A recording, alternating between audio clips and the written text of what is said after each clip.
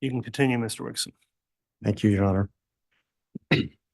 Mr. Warwick, you were asked some questions by the defense about this meeting that you had with Chad whenever it occurred that weekend. Do you recall those questions? Yes. And in fact, part of those conversations involved his relationship with Tammy, his wife. Yes. Do you recall whether or not Mr. Daybell ever indicated to you the status of Tammy's health? Yes. What did he say? He said that she was healthy. And was that in relationship to let me withdraw that. Give us the context of how he explained to you that she was healthy, please. I was asking him about his marriage, about what kind of wife and mother. And then he told me that she was going to be passing because was given a dream or a vision that she was going to be passing. And then I asked him about her health. And he said she was healthy. Thank you.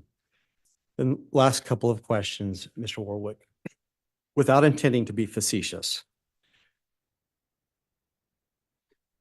have any of your own personal visions or spiritual experiences ever led you to think that you personally have any kind of superpowers?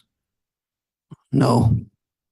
Have they in any way caused you to feel like you have some prominent position in whatever you believe the last days events are? No. Have any of your visions or personal experiences ever revealed to you propriety or a way of dealing with people that you believe are possessed? No. Your Honor, I have no further questions. All right. Thank you, Mr. Wixon. Judge, I think there's now some recross. Briefly, Mr. Pryor.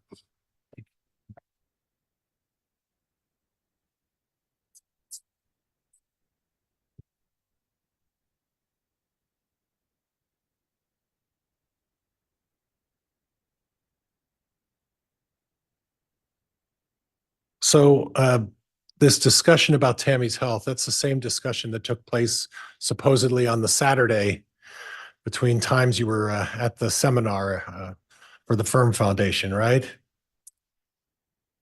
That'd be the best of my recollection, yes. And Chad mentioned to you during that so-called Saturday visit that Tammy would be passing sometime in the future, right? Yes. And you were aware that Chad had made that revelation well before he ever met Lori Vallow, right? I heard that he had, but I'd never heard it before. And what I'm having some difficulty with is that he's telling you that his wife is going to be passing sometime in the future, and yet he also tells you contradictory information suggesting that she's just healthy as can be, right? I don't know if it's contradictory, but Okay. saying yes. Okay. Now the prosecutor asked you, you've never been charged with a criminal charge, is that right? Yes. Yeah. But the day and the evening or the morning that J.J. Vallow was murdered, you and your wife were at Lori Vallow's condominium that night, right? Yes. Nothing else, Judge. All right. That'll conclude testimony then of Mr. Warwick. Is the state intending any recall of the witness? At this time, we would release Mr. Warwick from the state's perspective. Mr. Pryor, would the defense have any intention to recall this witness? Judge, he's under subpoena, and depending on what testimony comes forward in the future, we'll have to make that decision. So we'd like him to remain under subpoena at this point. All right. Mr. Warwick, then you're still subject to the court's exclusionary order in this case. You may be recalled since you're under subpoena from the defense, so you're not permitted to watch any trial testimony or discuss your testimony with anyone else until that time. All right? Okay. Okay, thank you. You can go ahead and step down, and then we'll have another witness called once the state's ready.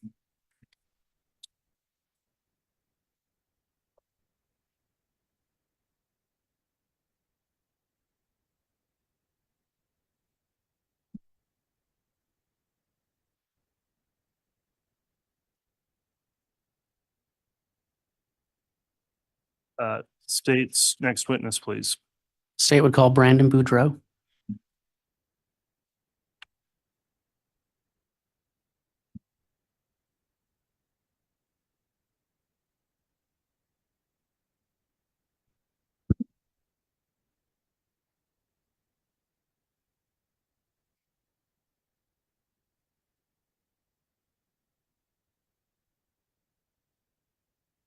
Will declare or affirm the testimony you're about to give to be the truth, the whole truth.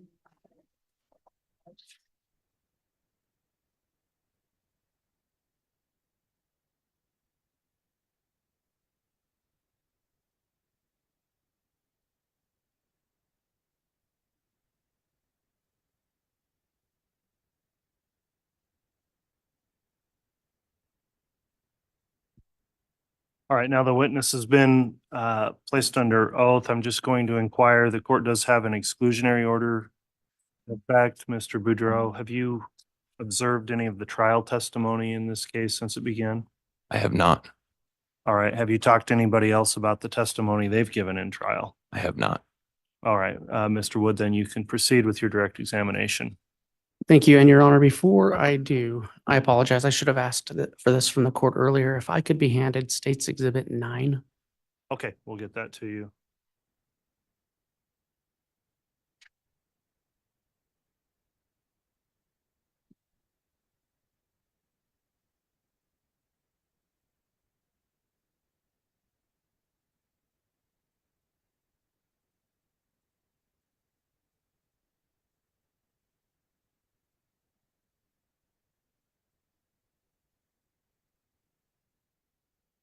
Good morning.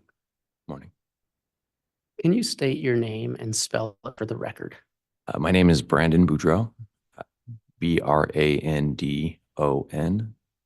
Boudreau is Boudreaux.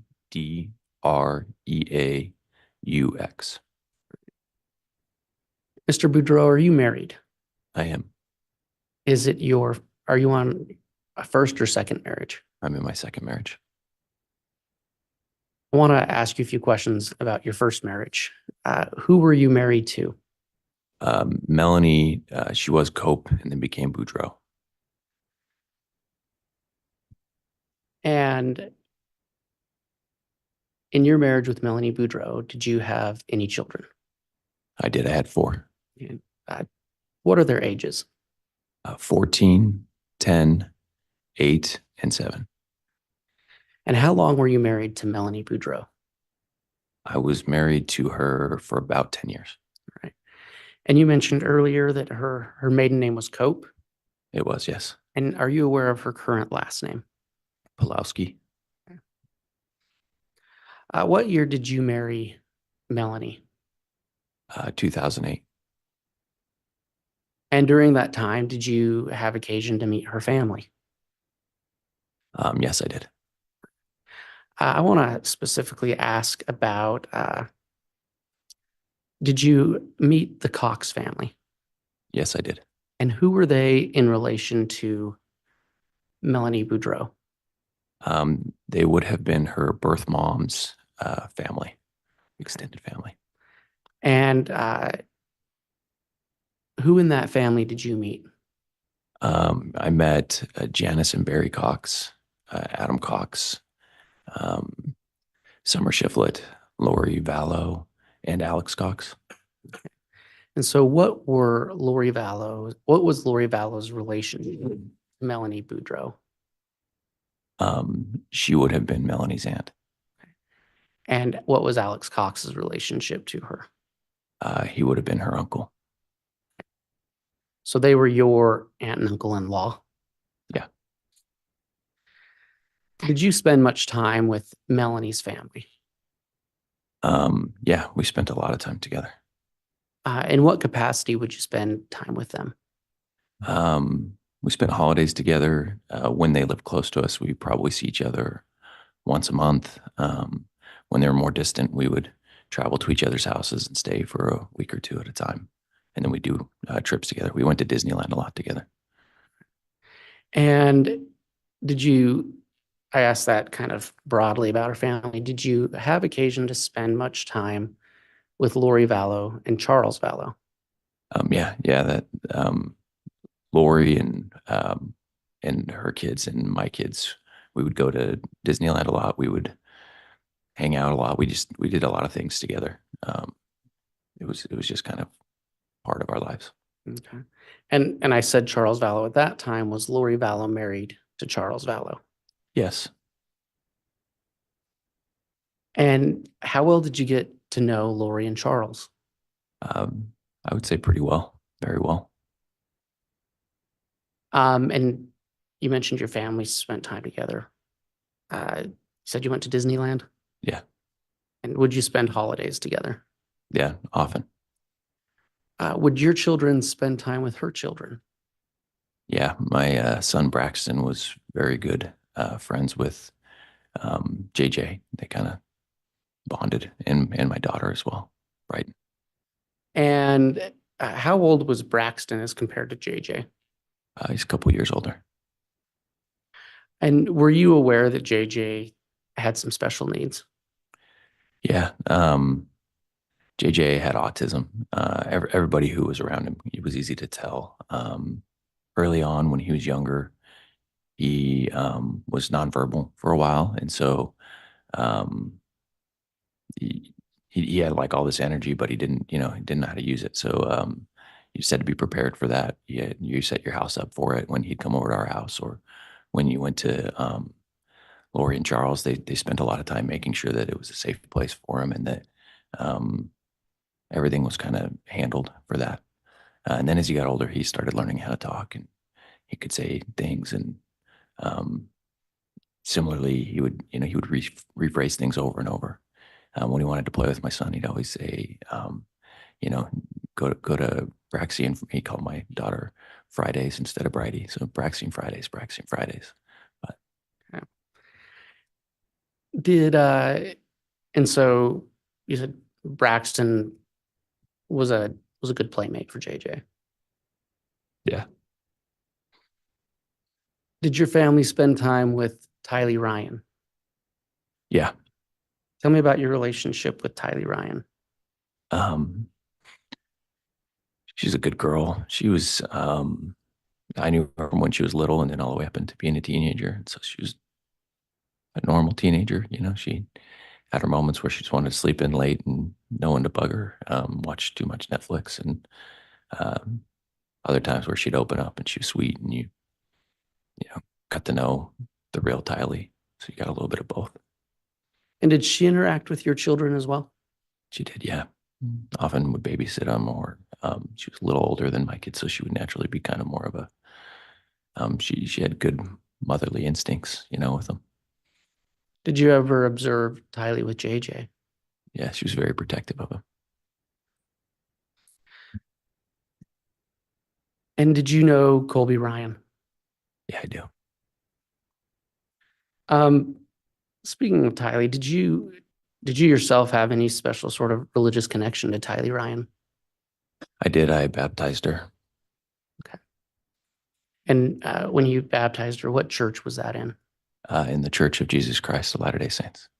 And so to your knowledge, Tylee and her family were members of that church? Yes. Okay.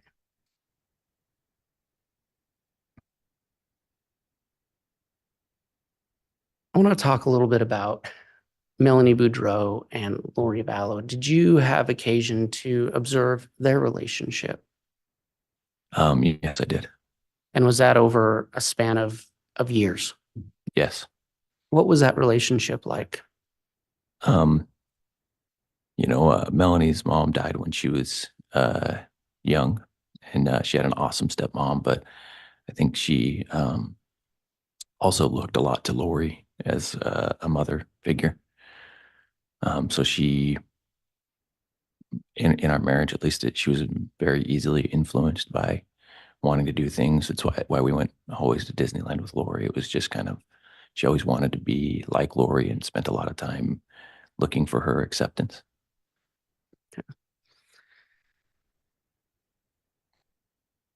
And you testified that you indeed spent a lot of time with them.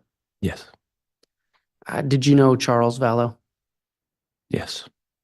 Did you have a relationship with Charles Vallow? Yeah, we had a really good relationship. Tell us about that. What made that a good relationship?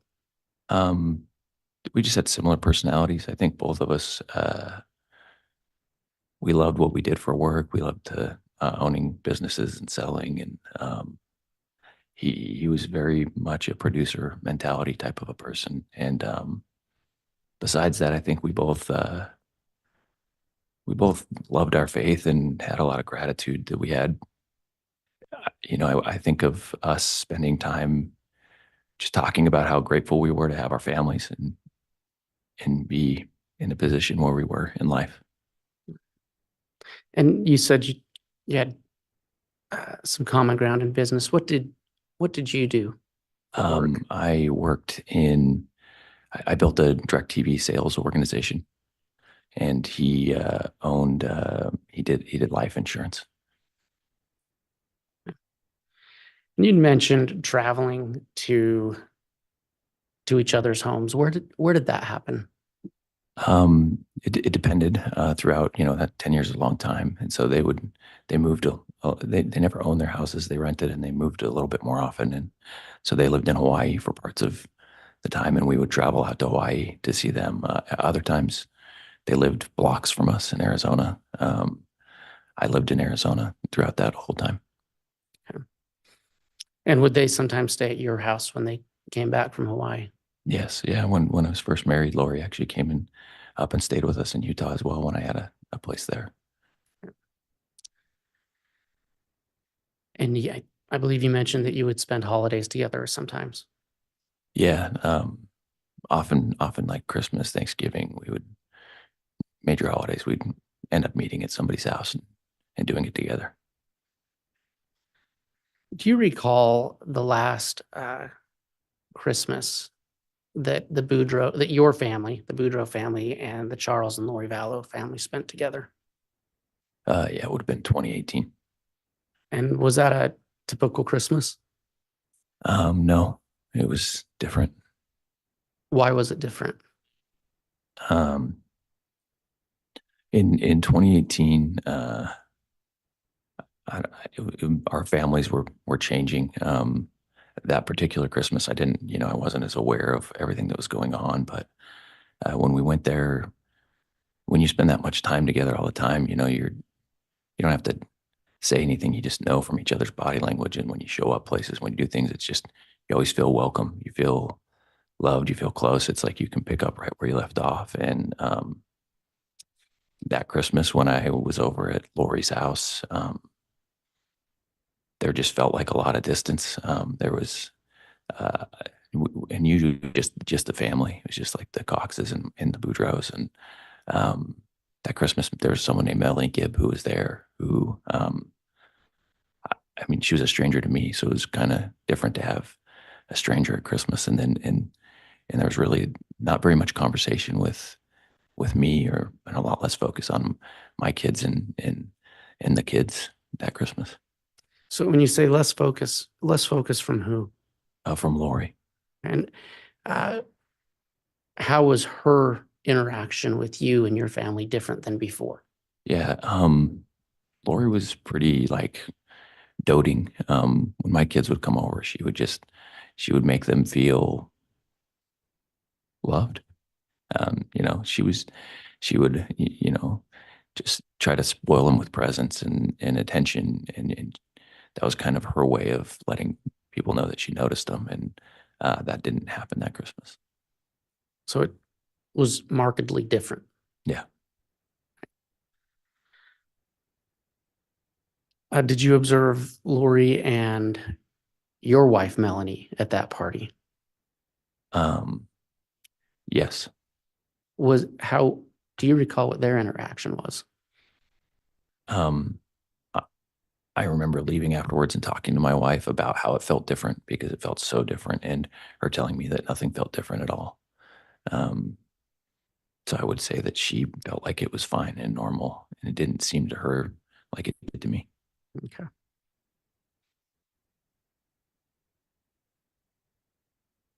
Around this time, were you and your wife active in your church? Yes. And when when I say active in your church, did you regularly attend church meetings? Yeah, usually every Sunday, unless there's something going on. And had your family and the Charles and Lori Vallow family, had you ever shared religious activities with them? Yeah, like I said, I baptized Tylee. We talked about church openly amongst us.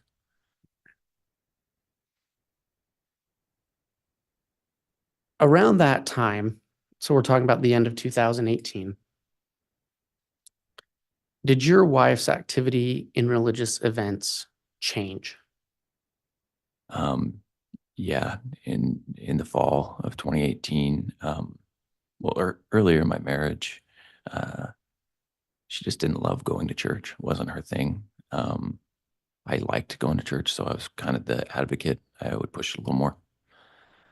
But in the fall of 2018, she got very excited about religion and going to church, and she started talking about how she set this goal that she was going to go to the temple every single day. Okay. And so around the fall of 2018, her attitudes appeared to change. Yes. And you said she wanted to go to the temple every day. What did you think of that? In our faith, it's going to the temple is definitely something that's important to us. It's a way to kind of to go through a process to remind yourself of promises that you make to God. It's kind of ritualistic, but for me, it's a great thing to do in moderation. You know, I might go once a month, and I think that's kind of a normal thing for a person. If they set a goal, they go once a month and just kind of remember, hey, I committed to God to give my life to certain principles.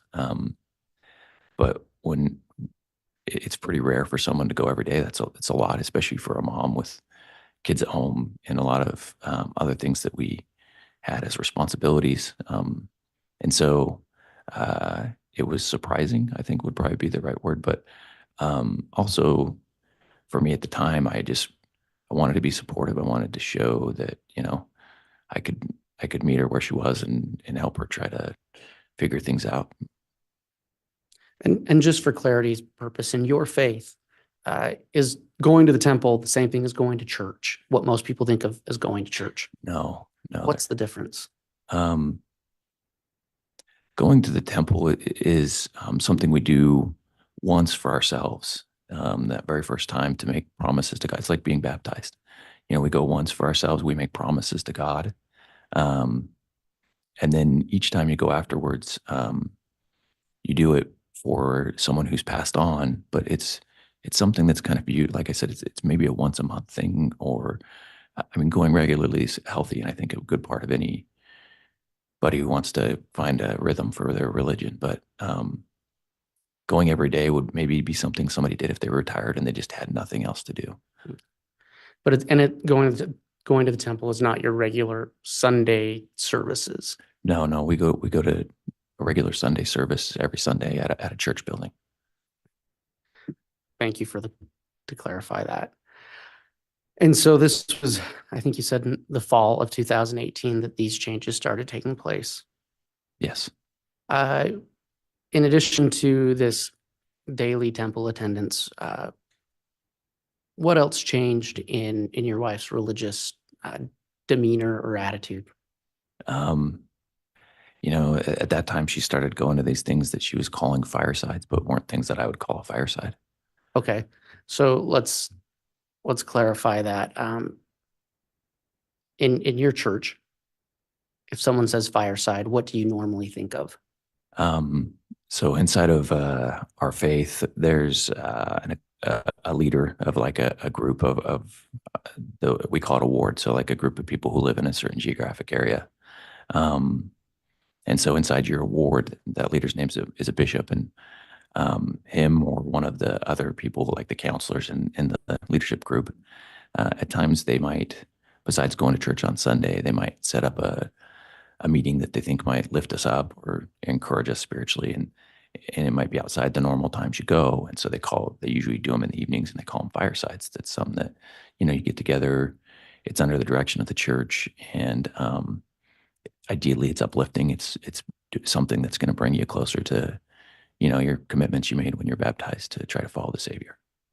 Okay, and you said that Melanie Boudreau, and there's multiple Melanies in this case, so I'm going to keep referring to her as Melanie Boudreau, if that's okay with you. Yeah, that's fine. And so Melanie Boudreau, she started going to what I believe you testified, what she called firesides, correct? Correct. And were these different than what you would normally call a fireside? Yeah, so I kind of just described what I think of as a fireside, but she was just going to people's houses, and they were doing meetings that weren't under direction of anybody from the church. And oftentimes they were focused on things that aren't things we talk about normally in church. Some of them were just, What kind of things?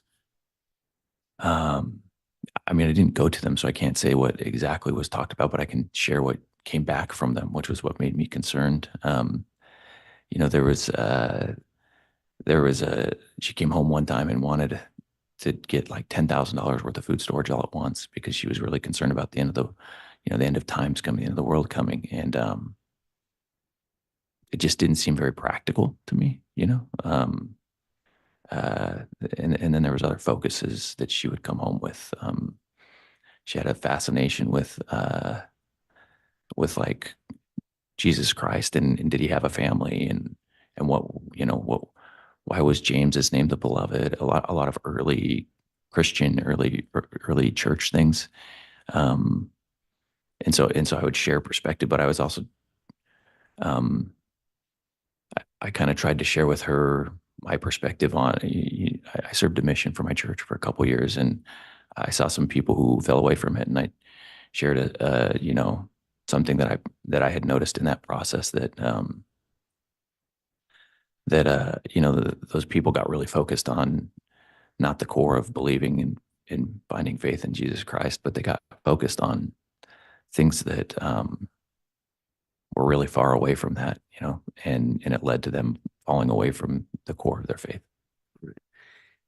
And you said that you never attended any of these, can I use the phrase alternative firesides? Yeah, that's fun. No, I did not attend any of them. Did you ever attempt to? I did ask if I could, mostly because I wanted to see what was going on in there so I could give her better perspective, but she let me know I wasn't welcome at them. So she didn't let you go with her? Yeah, she told me I wasn't welcome to come. Do you know if Lori Vallow was at any of those firesides? Yeah, I do. She was the one who invited her to them initially.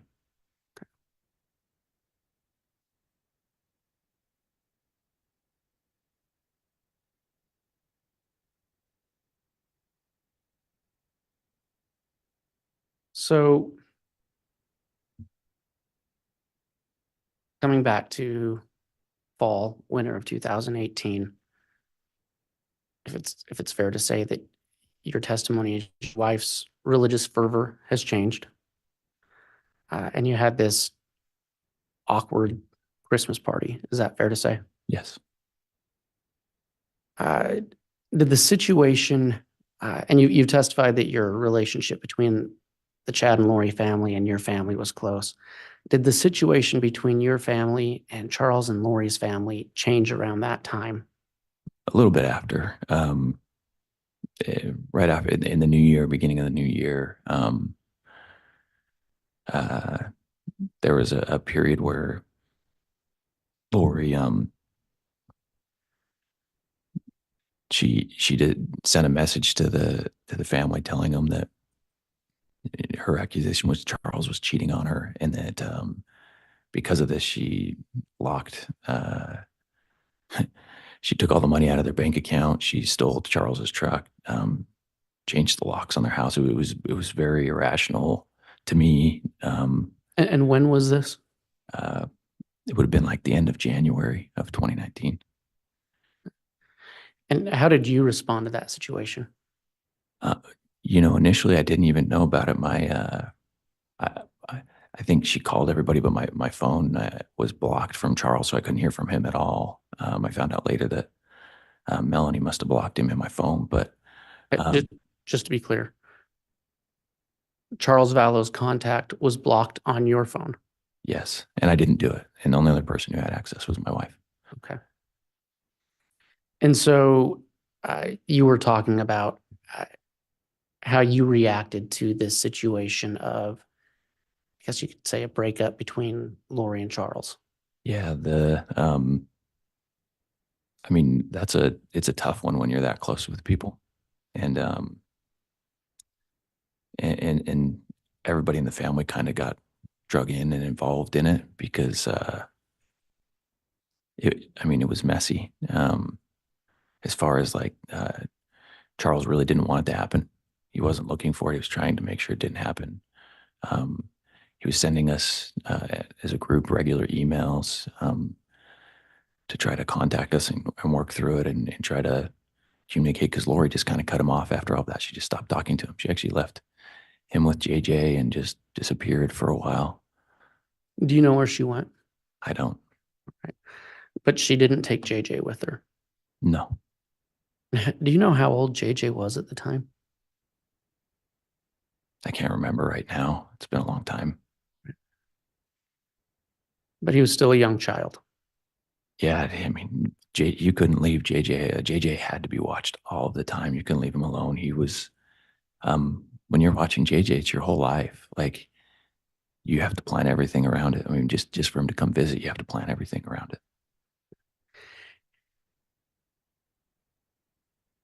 And you stated that the whole family got drug in. Did your wife take a position on taking a side? Yeah, when it happened, I wanted us to not take a side, and divorces are just messy, like there's nothing anybody can do about, like, when you've been together for a long time and you're trying to separate both emotionally,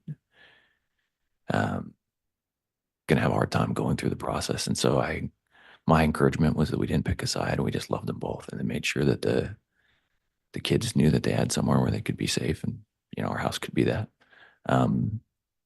But Melanie just kept saying how she was uncomfortable with Charles, and she didn't. Microphone, please.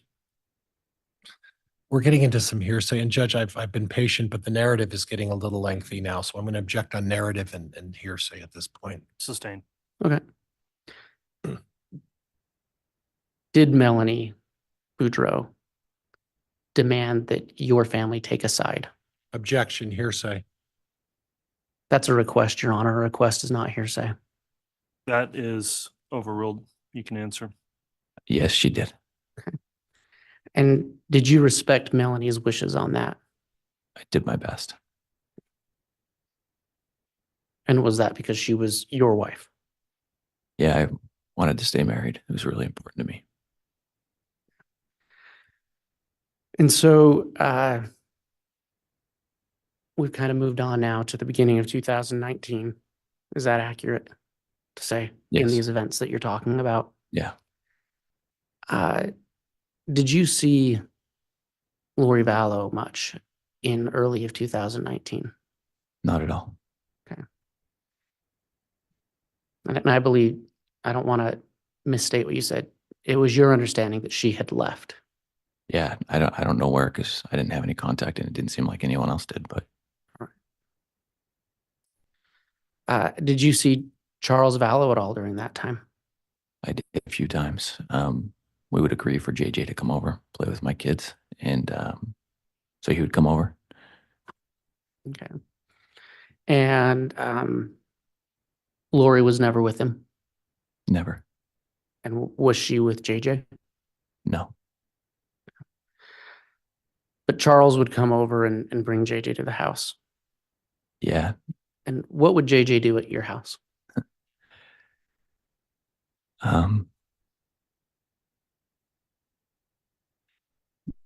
He would just come play with my son. He would, they play video games as long as he could keep his attention on it. Sometimes he just bounce from one thing to another. He'd be all over the house. Braxton would kind of keep his eye on him and play with him. He knew JJ was special, and so he kind of kept that assignment. Before JJ came over, you'd prep, we put like little stoppers on the top of all the doors out or whatever to make sure he would try to sneak outside. And then it was, I mean, he's so fast that you had to be prepared. So you'd pre-plan some of that stuff before he came over, make sure it was ready for him. And then, but Braxton would kind of keep his eye on him, and I would usually at that time, I'd sit and talk to Charles. Okay. What would you speak with Charles about? I mean, you can imagine someone going through a divorce they didn't want to go through. He was pretty, I don't know what the right words are, distraught, sad, overwhelmed. It was a lot for him. Are you aware if at any time there was an attempt at reconciliation between Charles and Lori? Yeah, I think Charles tried to reconcile. I actually think he stopped at the divorce. He always said that he was going to make it work. Sustain. I'm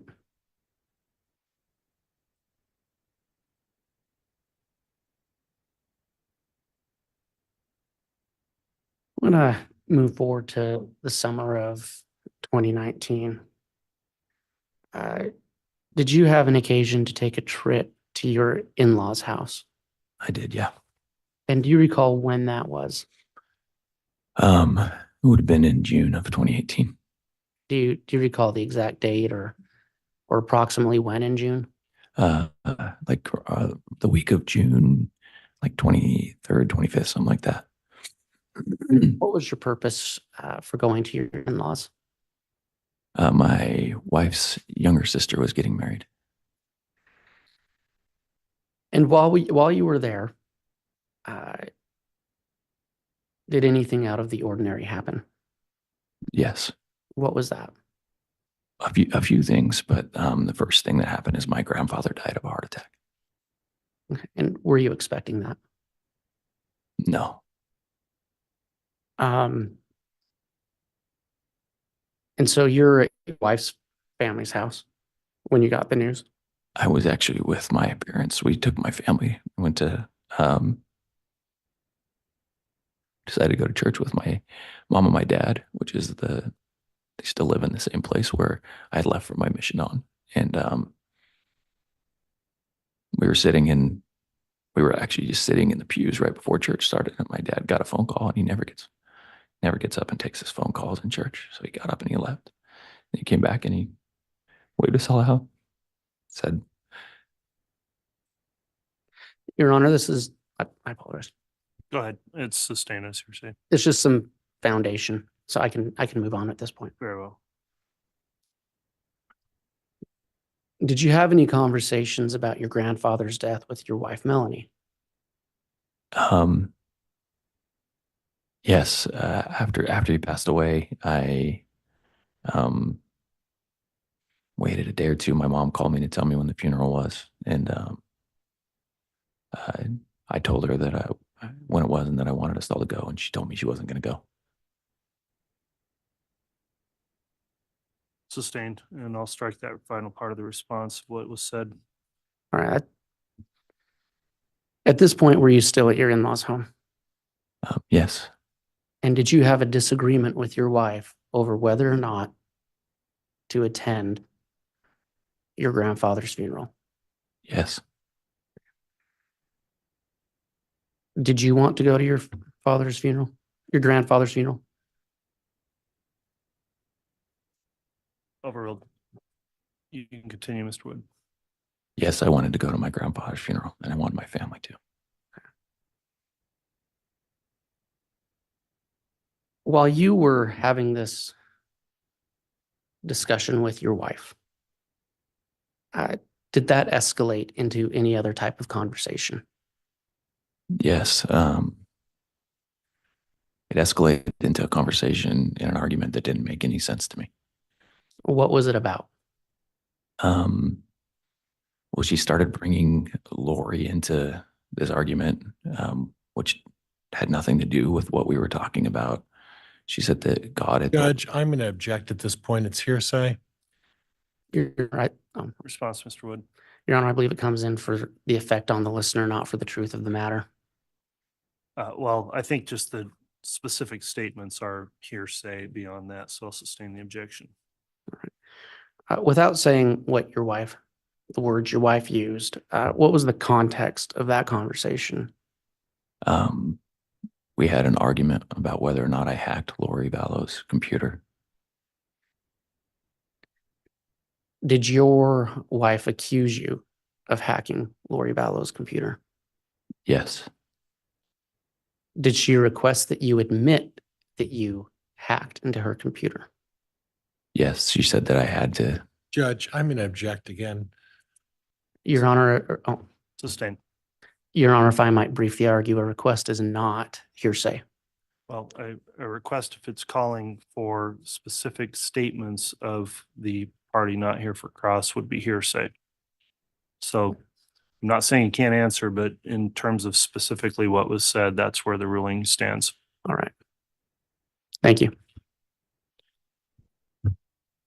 So that accusation was made. Yes. What was your reaction to that? I just felt really frustrated. I had no idea why we were even talking about it. It had nothing to do with what I was trying to get through to her and what I was trying to talk about. It was like this thing that didn't make any sense to me. Without going into any specific statements, did Melanie Boudreau provide any context for why she thought you'd hacked into Lori Vallow's computer? Judge, it's going to call for hearsay. Overruled. Can you ask that question one more time? Yeah. Without providing any of the statements she said, did Melanie Boudreau provide any context for why she thought or why she was accusing you of hacking into Lori Vallow's computer? Can you ask that one more time? I want to answer it properly. Sorry, it's probably complicated. Yeah. Was there any reason given why she thought you had hacked into Lori Vallow's computer? Judge, response calls for hearsay. Overruled. No. Just a bare accusation. Yeah. To be clear, Mr. Boudreau, did you ever hack into Lori Vallow's computer? No.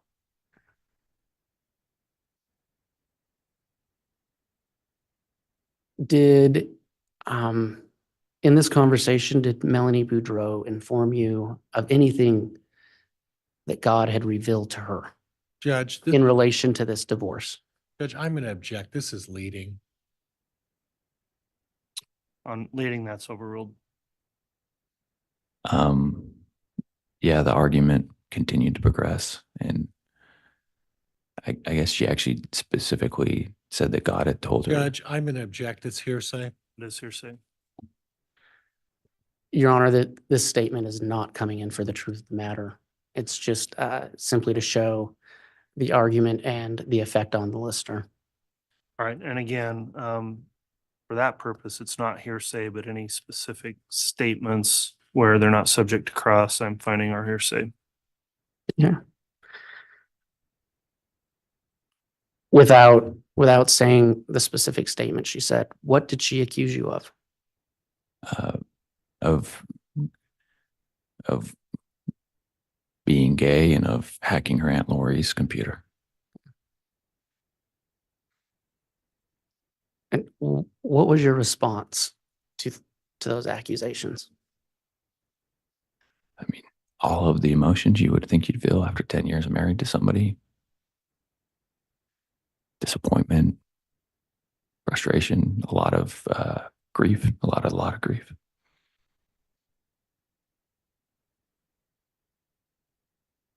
Did you have any idea that she would make an accusation of homosexuality against you?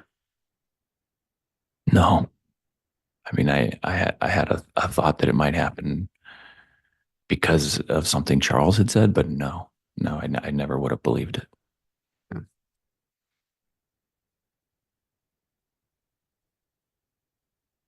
So you have, is it fair to call it an argument? Yeah. How did it end? I mean, it took a long time. It started in the afternoon. It went past midnight, and she went to bed. I just stayed up troubled all night.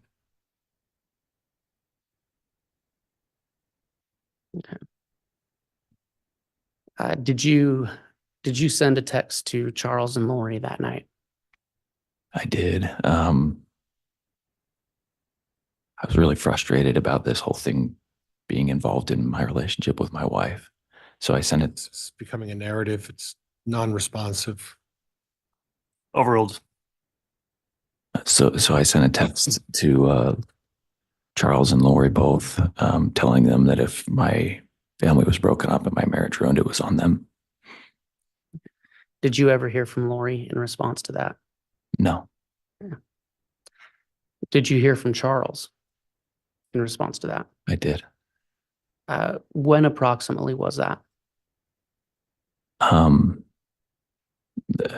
a little bit later, a lot was going on at that time, so I couldn't say like a specific time, but I ended up talking to him on the phone. Would you say this? Is it fair to say we're still in the late June? Yeah, it was like the next day, probably at like in the evening.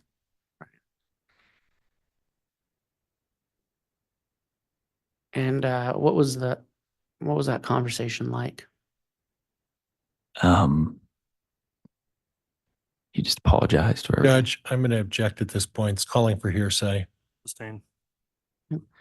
What did you say to Charles? I just apologized to him. Told him I was really sorry about not being there more for him, because now I was feeling like I know he must have felt. And he just, he was really gracious. Was that the last time you spoke with Charles Vallow? It was.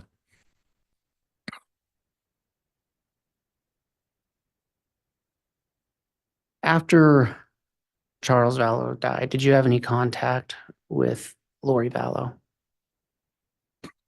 No, I did not. After Charles died, did you have any contact with JJ Vallow?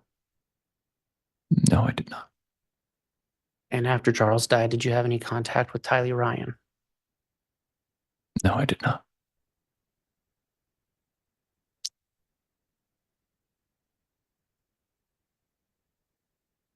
After Charles Vallow died, what happened with your relationship with your wife?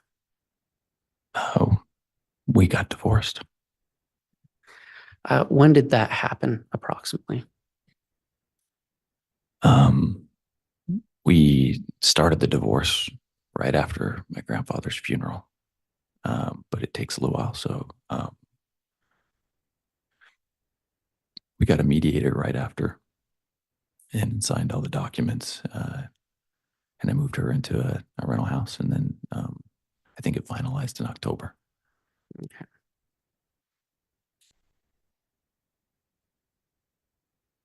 In that process, was there any the home that you and Melanie lived in, did you sell it? I did. And did she move to another location? She did. I helped her get a rental home. And did you move to another location? I did. I ended up getting a rental home as well. Approximately when did you get that rental home? I got it. I found out the house was sold like the end of September. It looked like it was going to sell. And so I went and found a rental home at that time. All right. And where was, don't go into specifics of neighborhoods, but what city was this in? Gilbert, Gilbert, Arizona. Okay.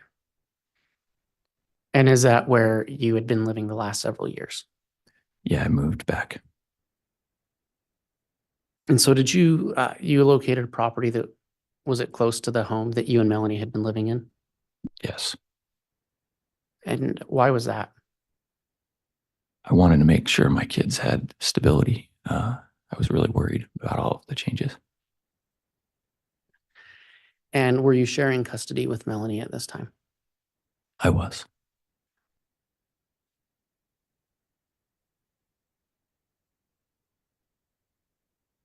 What was the situation between you and Melanie like at this point, at the end of September, beginning of October of 2019? It had changed quite a bit.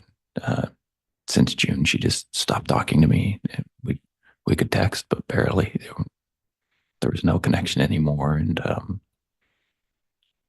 she's very cold to me.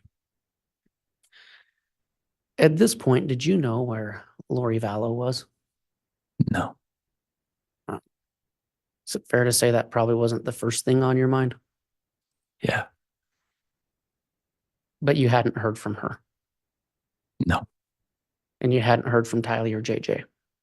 no. So we've been speaking about this, your situation with your wife, Melanie Boudreau, at the end of September, beginning of October.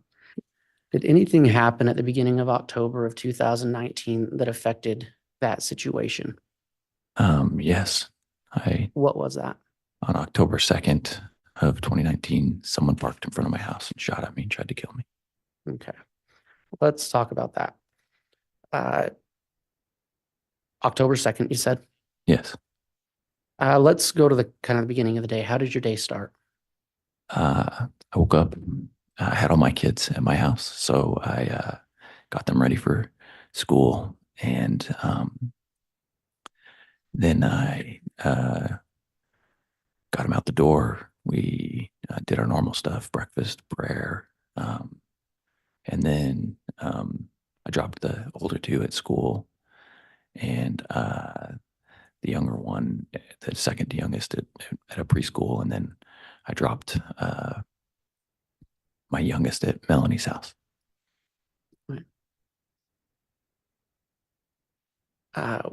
After you dropped your kids off, where did you go next? Then I went to the gym. This is all in that same area, Gilbert, Arizona. Yes. And after the gym, where did you go? Then I drove back to my house, and as I was driving around, my house is a couple of houses in on the street, so I made a left in onto the street. And as I was driving, I noticed a few things.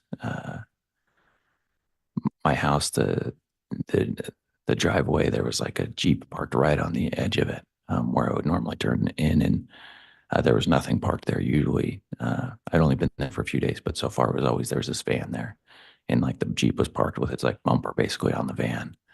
And it just looked at that place. It had a Texas license plate. There was no tire on the back of the Jeep.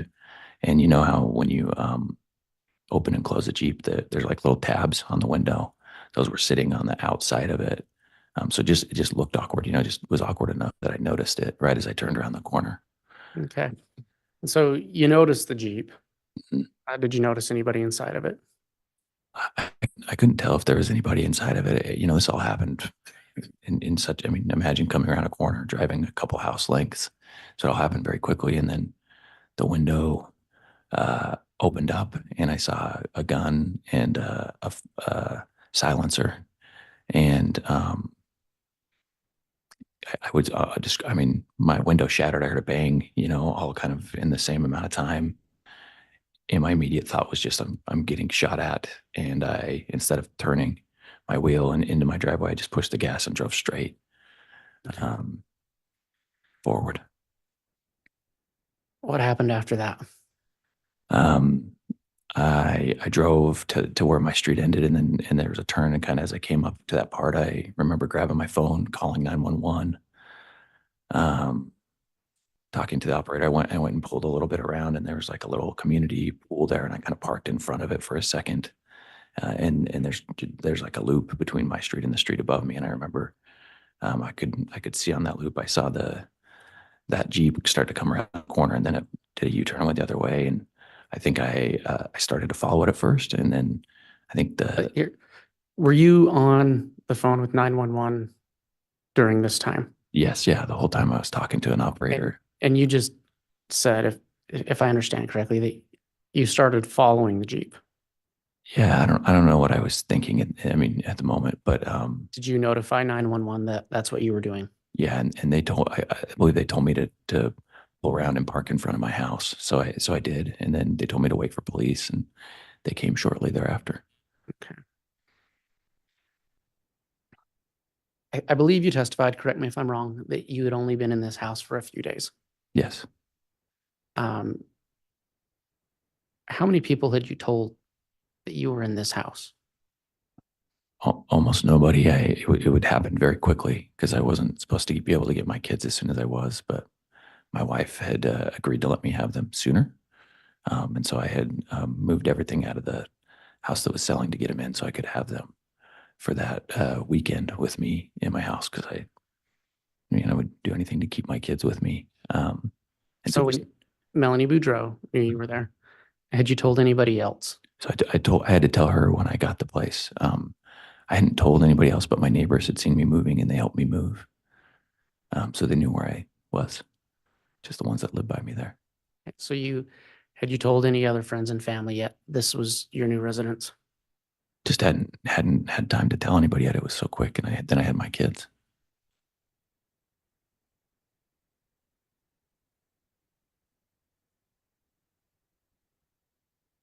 So did law enforcement show up? Yes. And did you notify them of what had happened? Yeah, I told them everything that I could. And when you said your window had shattered, is that your driver's side front window? Yes, the bullet had lodged up in like the door frame, which I didn't know in the moment, but later you could see where it had hit, and it was just right above like where my head would be. And did you describe the Jeep to law enforcement? Yes, And did you follow up with law enforcement after that? yes. When you go through something like that, you spend all day. It feels like with law enforcement, it takes a really long time. So at some point, like a detective came over and I talked to him, and then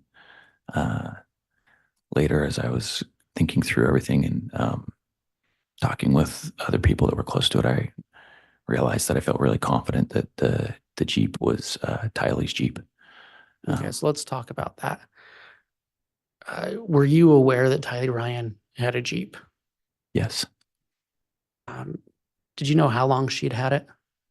Charles got it for her during all of this, when he was in Texas, he'd gotten her Jeep. So when he was in Texas, was that in 2019? Yes, And you had seen that Jeep. yes, And so I don't want to put words in your mouth. Your testimony is that as you reflected on it, you thought more and more that this was Tylee's Jeep. yeah. I think I might have called Zach Cox and talked to him too, and he might have had the same thought, and we both were just like, "That's got to be the Jeep." Who is Zach Cox? Adam Cox, Lori's brother. It's his son. He had lived with Lori and Charles for a period of time, and with me. He's 18, 19 at the time, so he just kind of out on his own. And he was working for me. I had given him a job.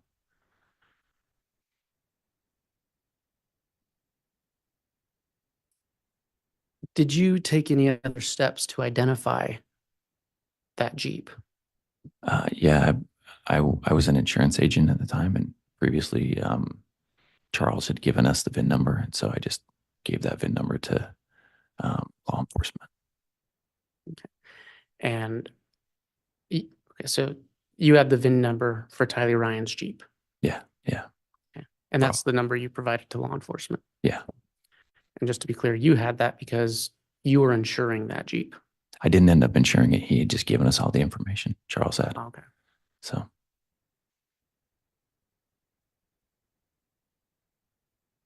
Your Honor, I don't know what time the court wants to take the mid-morning break. This is probably about good time to do it, Mr. Wood. Okay. All right, so we will take our mid-morning recess. Remind the jurors, please, not to discuss the case amongst yourselves on the break or with anyone else. We will return to the courtroom here in about 30 minutes, maybe a little less if we can. All right, please.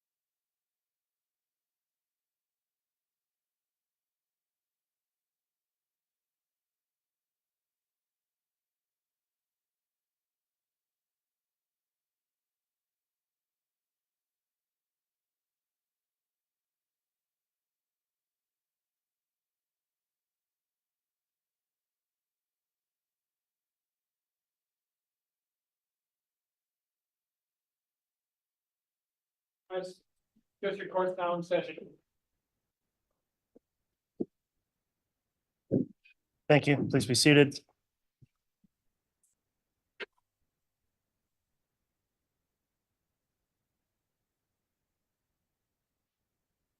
All right, Mr. Bailiff, if we could have the jurors return, please. Your Honor, if the state and defense could just briefly confer with you. Yes.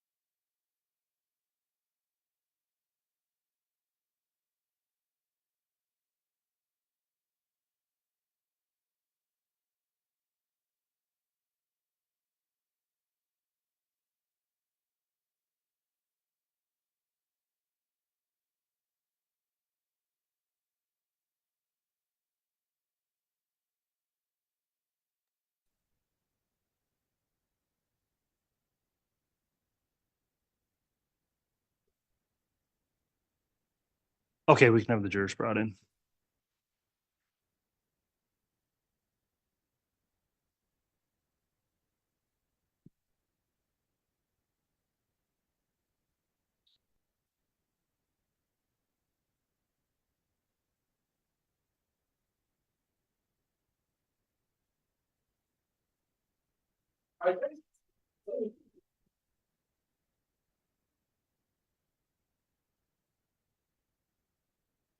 He's gonna let me.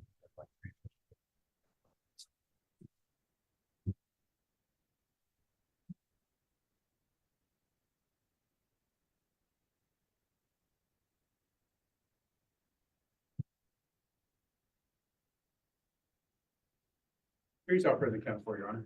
All right, thank you. Please be seated.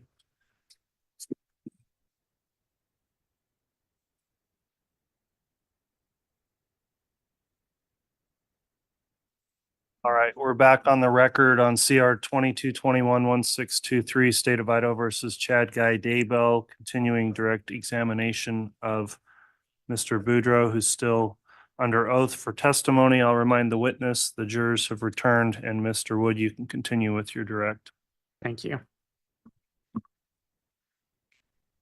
Mr. Boudreau, we, when we left off, we were discussing an incident on October 2nd.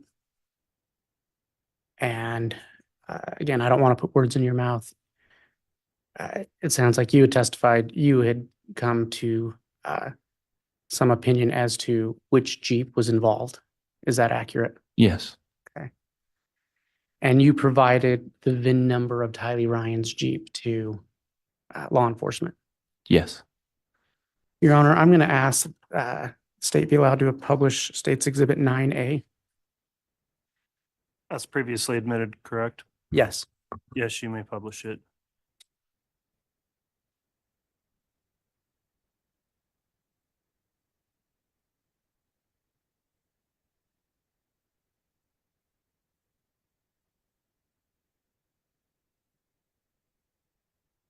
Mr. Boudreau, do you recognize that vehicle?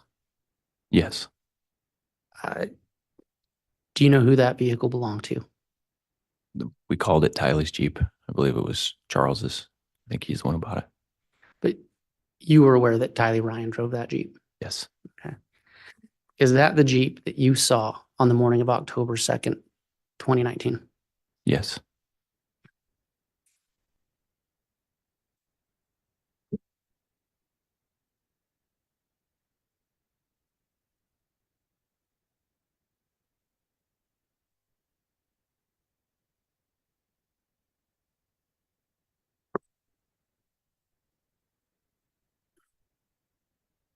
So as you provided that VIN to law enforcement, did you do anything else in regards to that shooting? That day or when specifically? Well, let's start with that day. Did you do anything else? Or let me ask this, strike what I just said. When approximately did you give law enforcement the VIN number for Tylee Ryan's Jeep? That day. Okay. And did you take any other steps or did you provide any other information to law enforcement? I just shared with them who I thought did it and why. All right.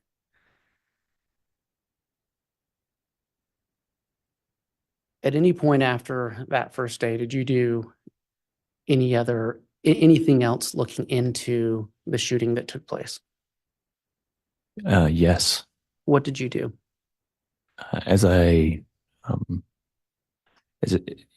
After you go through something like that, it was pretty traumatic. It took me a little bit to realize that that a resolution wasn't just going to come really quick. Like the police weren't just going to arrest someone, a day or two later, and and then it would all be resolved. So I started trying to figure out things I could do to help assist law enforcement into finding who shot at me. That included hiring a private investigator, going back through any information I had, like old emails, the ones that Charles had sent me. Okay, so let's talk about that. You said Charles had sent you some emails. When had Charles sent you emails? He sent me emails. So when he and Lori were going through the divorce, he was sending out emails to the family with things he was concerned about, because he was very concerned about her mental health, and with things that pertain to this belief set that she was building. Okay. And so that was during the period that Charles and Lori were separated. Is that accurate? Yes. And were you the only recipient of those emails? No, he sent it to all of our family. So any of us who he considered family. So like Janice, Barry, Zach, Adam, all of us. And so it's your testimony, you started going back through those emails. I did, yes. And what was the purpose of that? I thought maybe if I knew more about what these beliefs were that now apparently to me it seemed my wife had and Lori had, that I could maybe I could try to figure out more of what was going on because everything was so bizarre. And these emails that Charles sent, what was the nature of these emails? Was it a narrative that he was speaking about? Well, in them I found that a lot of the stuff was being sent by a Chad Daybell, who I didn't know. Okay. And when you say stuff, what type of stuff? There was like these documents that talked about like light and dark spirits, and it was like rating my family, like myself, and then my extended family, like Lori's family and things like that. There was invitations to some of these firesides and stuff like that, and information about them that I didn't consider firesides, things like that. Okay. And did you provide those emails to law enforcement? I did, yeah. And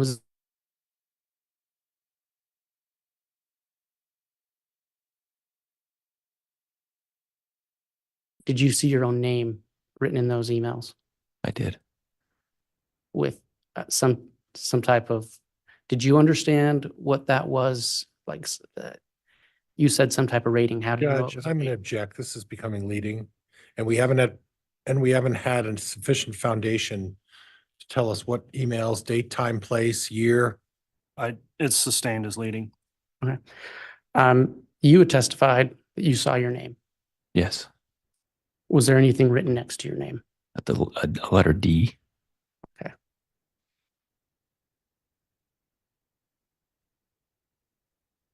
After you provided those emails to law enforcement, did you do anything else? I wanted to figure out more, so I got into Google and searched for Chad Daybell because I didn't know him, so I wanted to see more information about this person that was sending the information. Right. And what did you find? When I typed his name in, an obituary popped up for a Tammy DeBell, and something inside of me was just shocked. I was just. Did you provide that information to law enforcement?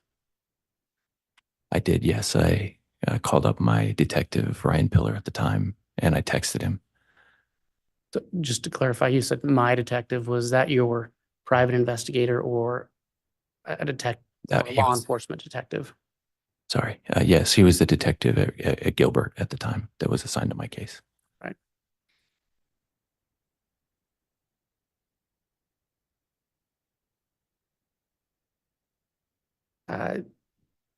As this process went on, did you ever learn that Tylee, Ryan, and JJ Vallow were missing? Yes. We were worried about it early on, and I often told Detective Pillar my concerns.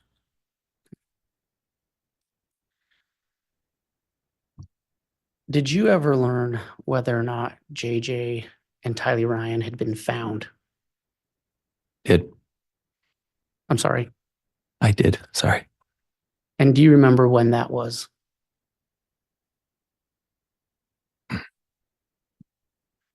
I got a call June 9th of 2020 in Where were you? my parents' house.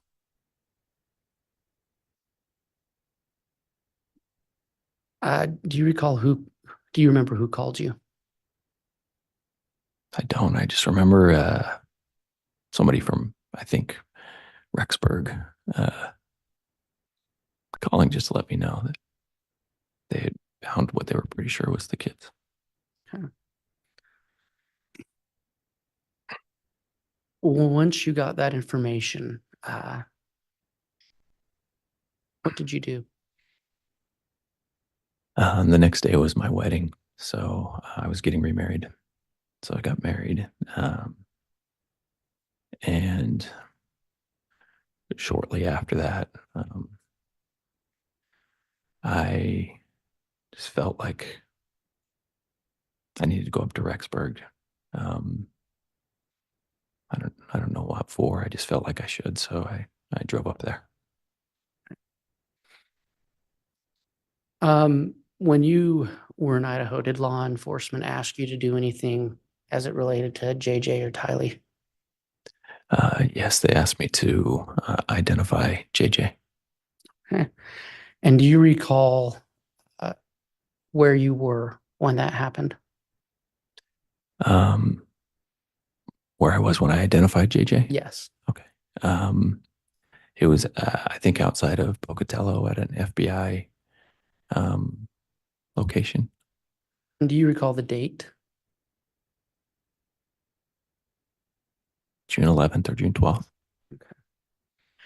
How did they have you identify him?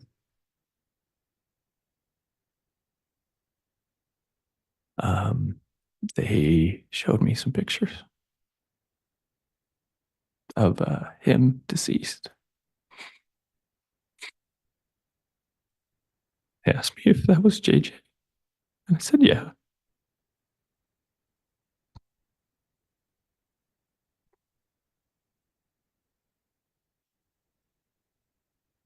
Your Honor, I have no further questions at this time.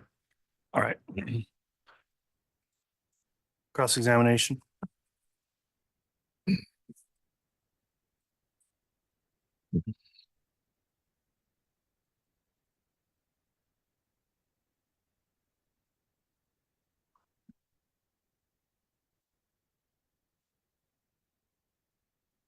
Need a moment?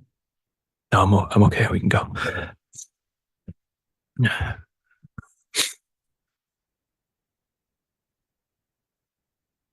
You mentioned you had contact with Charles Vallow and Lori Vallow quite frequently. Is that right? Yes. What was the frequency with which you had contact with Charles Vallow from when you first met him to the time of his death? It varied by the years. Sometimes Okay. when he lived close to me, I'd see him often. You know, I could see him every week at sometimes, and then there was other times where you know, he traveled for work, so I might not see him for a couple months. And they also lived further away, so sometimes I wouldn't see him as often. They were nomadic. They never owned a house. They would just constantly rent. That's what I recall. I think you testified to that. Is that right? I wouldn't use the word nomadic, but they definitely moved more often than I did. Okay.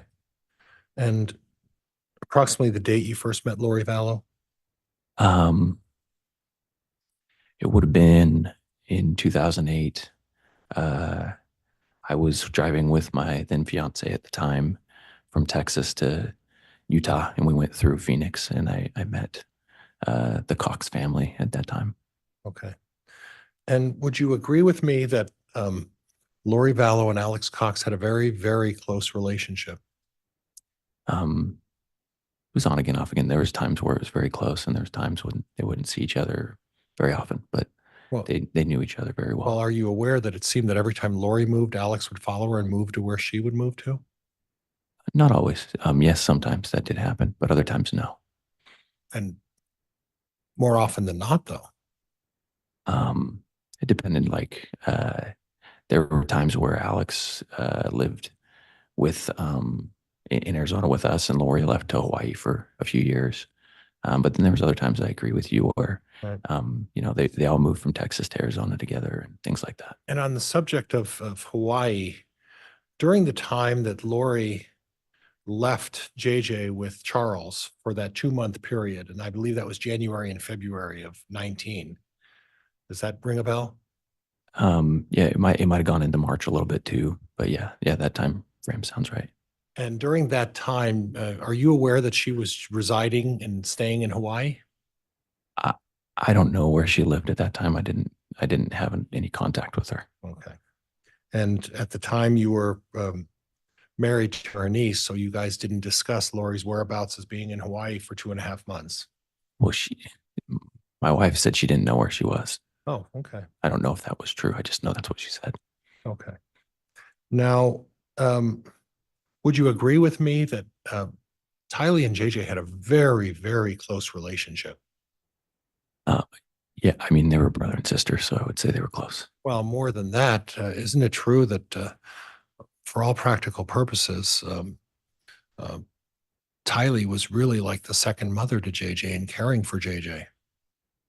It depended. I mean, she was a teenager, so there was definitely times where that wasn't the case. But there was also times where she was a nurturer for JJ. I mean, she loved him, but she was, like I said, she's a teenager, so that was not her primary responsibility for sure. But did you observe JJ looking at that in maybe a different perspective? That he relied on Tylee for a lot of things and things that maybe Lori wasn't providing for him? Objection calls for speculation. Overruled. Did you observe anything to that effect? And JJ was special needs, so I don't know that I could have identified that JJ could have. I mean, JJ needed every adult or anyone who was there to help him. You know, that's what he needed. And I definitely remember during that time when Charles had him, he missed his mom a lot. Charles brought it up in those same emails a lot, and it broke your heart. And after Lori got back from Hawaii in March, early March, there was an attempt at reconciliation. Yeah, they did try. And at that point, did Charles confide in you that he actually was convinced by Lori to make Lori the beneficiary of his life insurance policy again? Charles didn't talk to me about his life insurance policy. Charles did not talk to me about his life insurance policy. So he never discussed with you finances or anything like that? We talked about financial stuff, but he never talked to me about his life insurance policy. Okay. So you're not aware that the life insurance policy was placed in Lori Vallow's name during this reconciliation period then, correct? I would have no ability to testify to that. Okay.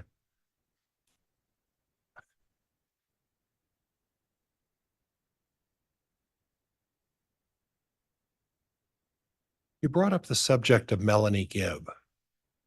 And my recollection of your testimony is that you found it unusual that Melanie Gibb was there for Christmas of 2018. Yes. And I can't recall if you had said that they seemed to have a close bond at that point. How would you characterize their bond at that point? Who's they? Melanie Gibb and Lori Vallow. Oh, okay. Yeah, it seemed like they definitely had a closer bond. And are you aware of when Melanie Gibb and Lori first met? I can't testify to when they met. Did your wife participate in these gatherings in August, September, and October with Melanie Gibb and Lori? I believe so. Yeah. And these gatherings in August, September, and October of 2018 were what you described as these fireside chats? And I think they went past October. I think they were in November as well, in December. But they started in the mid to early summer of that year. Is that right? I can't say when Melanie's very first one was. Okay. And were you aware that Melanie Gibb was the organizer and planner of all of these events? I can't testify who planned them. Okay. It wasn't your wife who was planning them? I don't think so. It would have been without my knowledge. Okay. And you found it unusual that Melanie was there at your Christmas holiday for what would be deemed a family holiday. Is that right? Yes. Did you happen to recall seeing a gentleman by the name of David Warwick at Christmas that year as well with Melanie? No. Okay.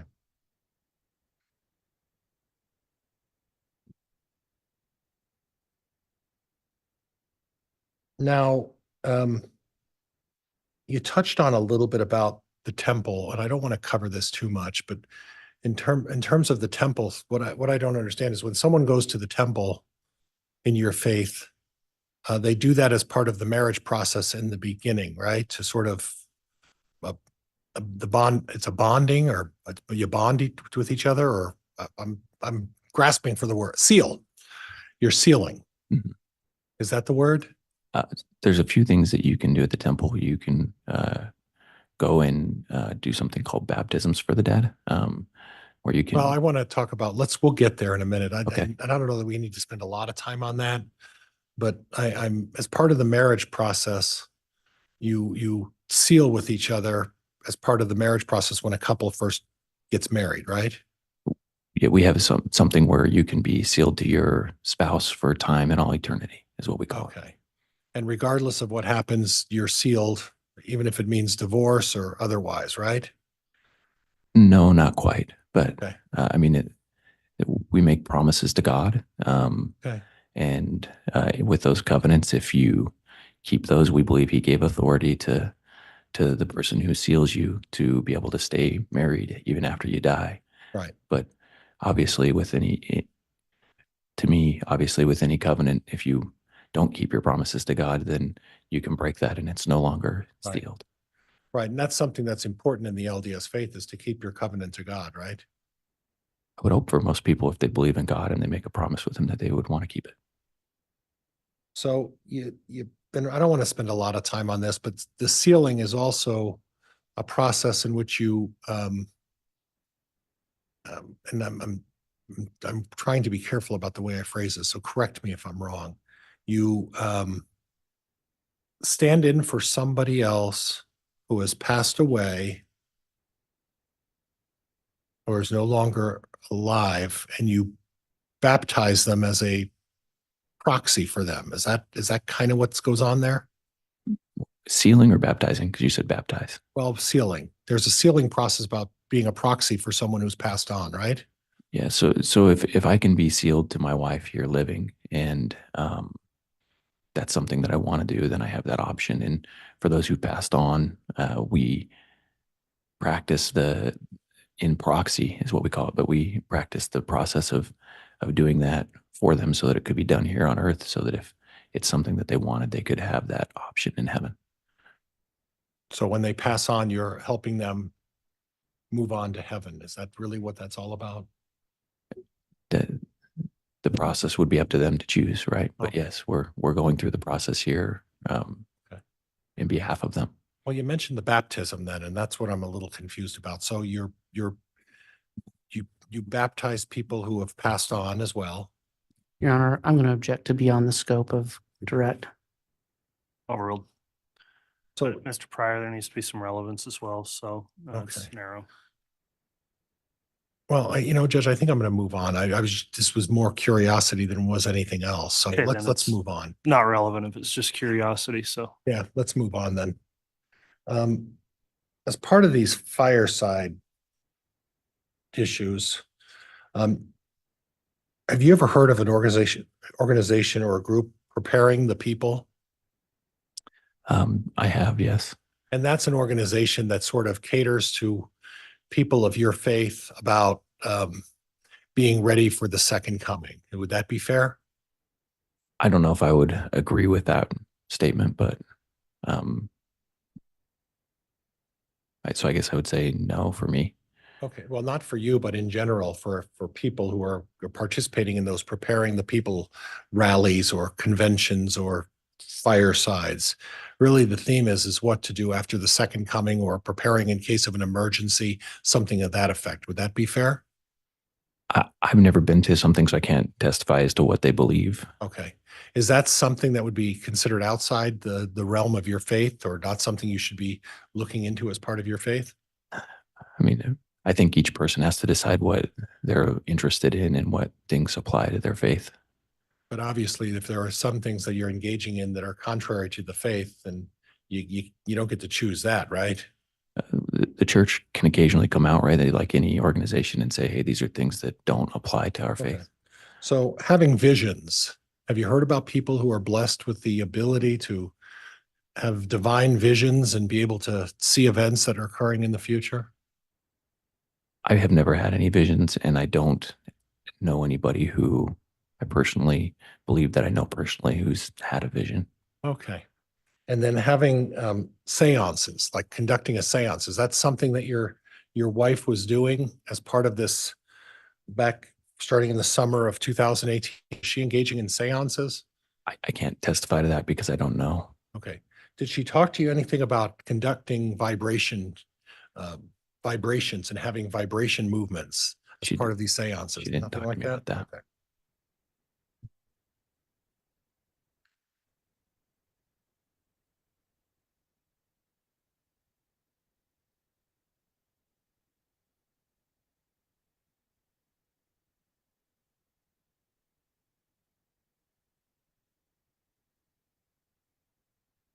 And the discussion of light and dark, you talked a little bit about Chad Daybell and that there was some discussion about light and dark, right? But Yes. that's not necessarily inconsistent with your faith. Your faith is talks about it in a number of your publications about light spirits and dark spirits. Isn't that true? We don't talk about light spirits and dark spirits. No. No, there's nothing in the faith that talks about light or dark spirits, right? Nothing in what I've been taught. I mean, it's a large faith. There's a lot of information. So Okay, so you're just not aware of whether that's taught in your faith or not. Is that fair? I've been going to my church for a really long time and I've never experienced it. Okay, all right, fair enough. Thank you, sir. Appreciate it.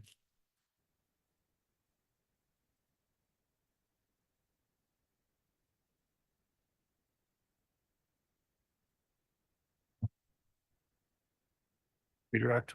The state has no redirect, Your Honor. All right, are there any, is the witness perhaps can be recalled by the state or the defense? Not by the state. Not by the defense, Judge. Okay, that concludes your testimony, Mr. Boudreaux. Thank you for appearing today. You're released from any subpoena. You may go ahead and step down. And Judge, could we have a quick sidebar just on an issue? Yes.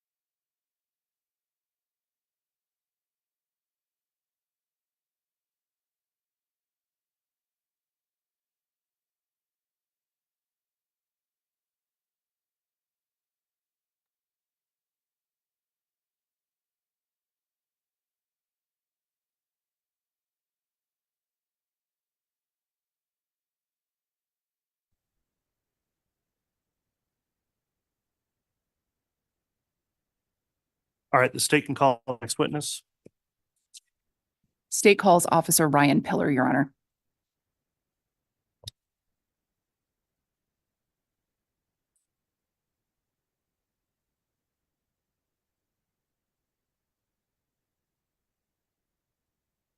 What was the last name again, Ms. Beatty? Pillar, Your Honor, Pillar. Thank you.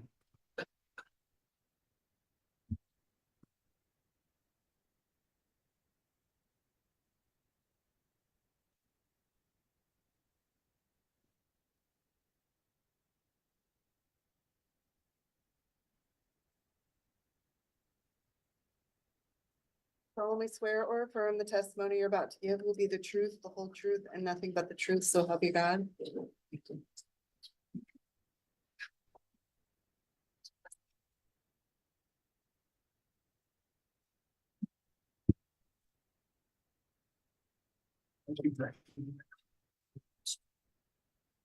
Yes, sir. Thank you.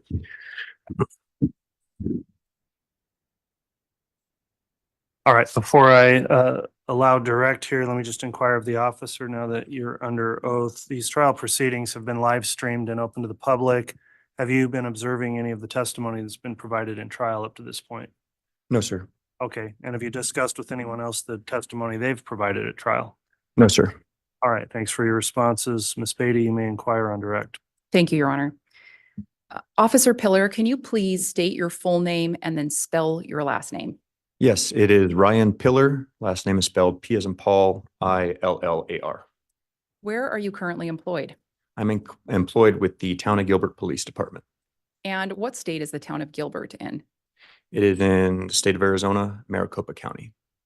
How long have you been employed by the Gilbert Police Department? I was employed February 2007 and have been with them for a little over 17 years. Have you had any other law enforcement jobs prior to your experience with the Gilbert Police Department? No, ma'am. Can you briefly describe your training that you've had to become a police officer? When first hired, I attended an 18-week Arizona Law Enforcement Academy, followed by an 18-week field training. And then I was a patrol officer for 9 years, where I received hundreds of hours of continuous training to include arrest procedures, state laws, firearms training, basic investigations and interrogations. In August of 2016, I lateral moved to our Special Victims Unit within our Criminal Investigations Division, where I was a detective and I received training in interview and interrogation, crime scene. I spent a week-long training with child crimes investigations. I also went to a week-long forensic interview training. In August of 2019, I lateral moved to our violent crimes unit, which is focused on investigating robberies, homicides, and violent crimes. I received another 5-day training with homicide investigations and interviewing techniques, as well as crime scene investigations. I'm now back on patrol work voluntarily and working within the school programs within Gilbert, Arizona. So your current job title is you're an officer with the Gilbert Police Department. That is correct. I'm a police officer. What was your job title in 2019? In 2019, I was a violent crimes detective. Can you briefly describe your job duties as a violent crimes detective? As a violent crimes detective, we investigated crimes that are related to violence, death investigations of any kind, homicides, and robberies, anything that would potentially lead to a death or a serious physical injury sustained to a victim. Were you on duty as a violent crimes detective on October 2nd of 2019? Yes. Did you respond to an attempted shooting of a gentleman named Brandon Boudreaux that day? Yes, I did. Approximately what time was that? About 9:13 in the morning is when the initial call for service kicked out. And did you go to a location? Yes, 3875 East Phelps Street in Gilbert, Arizona. And whose residence or what place was that? It was soon learned that it was the residence of Mr. Brandon Boudreaux. When you arrived at the scene, what was your role? Upon arrival to the scene with fellow detectives, I took the primary investigator role, which is the lead detective for that particular investigation. And when you're the lead detective of any investigation, what are your responsibilities? Initially, it is to task fellow detectives with their duties, and then as the primary investigator, it's to interview the involved parties, and in this case, the victims and witnesses. Are part of your duties as a lead detective to make determinations about next steps and directions that the investigation should go? Yes, ma'am. Okay. Now, when you arrived at the scene on October 2nd of 2019, did you make contact with Mr. Boudreaux? Yes, ma'am. Did you talk to him without getting into any narrative or any specific statements he made to you? Did you discuss the incident with him? Yes. Based on your discussion with him, were you able to ascertain what had happened? Yes. Did you have any other discussions with anybody else at the scene or in the area? Yes. Part of the duty, again, was tasking other detectives with canvassing the areas and speaking with witnesses. There was evidence at the scene to include in the roadway some shards of glass, Mr. Boudreau's vehicle was parked in front of his residence. It had evidence that it did in fact sustain damage from a projectile. And witnesses at the scene confirmed a vehicle was idling in front of Mr. Boudreau's residence prior to shooting occurring. Okay, so let's walk back just a little bit. When you describe seeing Mr. Boudreau's vehicle, were you able to ascertain where this shooting had occurred, where Mr. Boudreau was? Yes. Where was Mr. Boudreau when the shooting had occurred? Mr. Boudreau was driving his vehicle westbound on Phelps Street, approaching his residence. And you mentioned that a projectile hit the vehicle. What do you mean by projectile? Bullet. Okay. And where was that bullet mark on Mr. Boudreau's vehicle? It was up in the A pillar of the door frame, near the windshield. The damage itself actually caused the windshield, or excuse me, the front driver's side window to fracture, crack, and ultimately shatter. And then there was a hole within the B pillar. And you personally observed that at the scene? Yes, ma'am. After discussing what had happened with Mr. Boudreau and other individuals at the scene, were you able to get a description of a suspect or suspect vehicle? Yes. What was the description that you got? From Mr. Boudreau and witnesses, it was a darker color or gray colored Jeep that was parked facing westbound and eastbound lanes in front of Mr. Boudreau's residence, or near the front of his residence.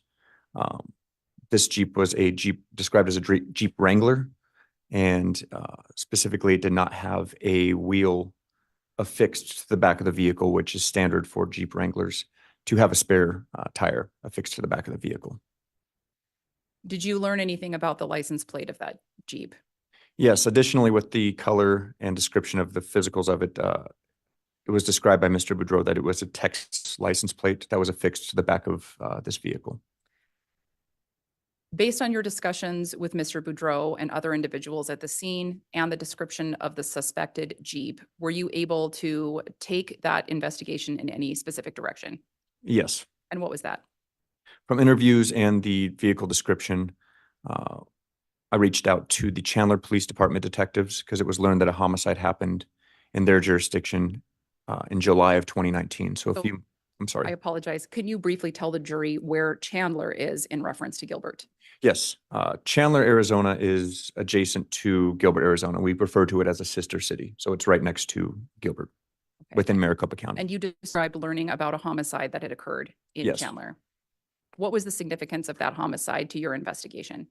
So upon learning about the Chandler homicide, it was learned that family members of Brandon's wife at the time, Melanie Boudreau, were present at that Chandler homicide scene, as well as a couple vehicles. And when you say Brandon's wife, Melanie, do you know what the status of his relationship with Melanie was at the time? His relationship with Melanie Boudreau at the time is marriage. They were married. They were in the process of a divorce that was near finalization. Was there anything you learned about that homicide investigation or that death that occurred in Chandler that was applicable to this case or the vehicle specifically that was at the scene? Yes, the Chandler investigation learned that the decedent was a gentleman by the name of Charles Vallow, who was married to Melanie Boudreau's aunt, Lori Vallow Daybell. Present at that scene as well was Lori's brother, Alexander Cox. It was learned that a vehicle at the Chandler crime scene was a dark colored gray Jeep with a Texas license plate that was registered to the decedent, Charles Vallow. At that time, were you able to develop a person of interest with regard to that Jeep? Yes. Based on the information that you had as the lead detective, who was that person of interest? Person of interest was Alexander Cox. What further steps did you take in that investigation with regard to the Jeep?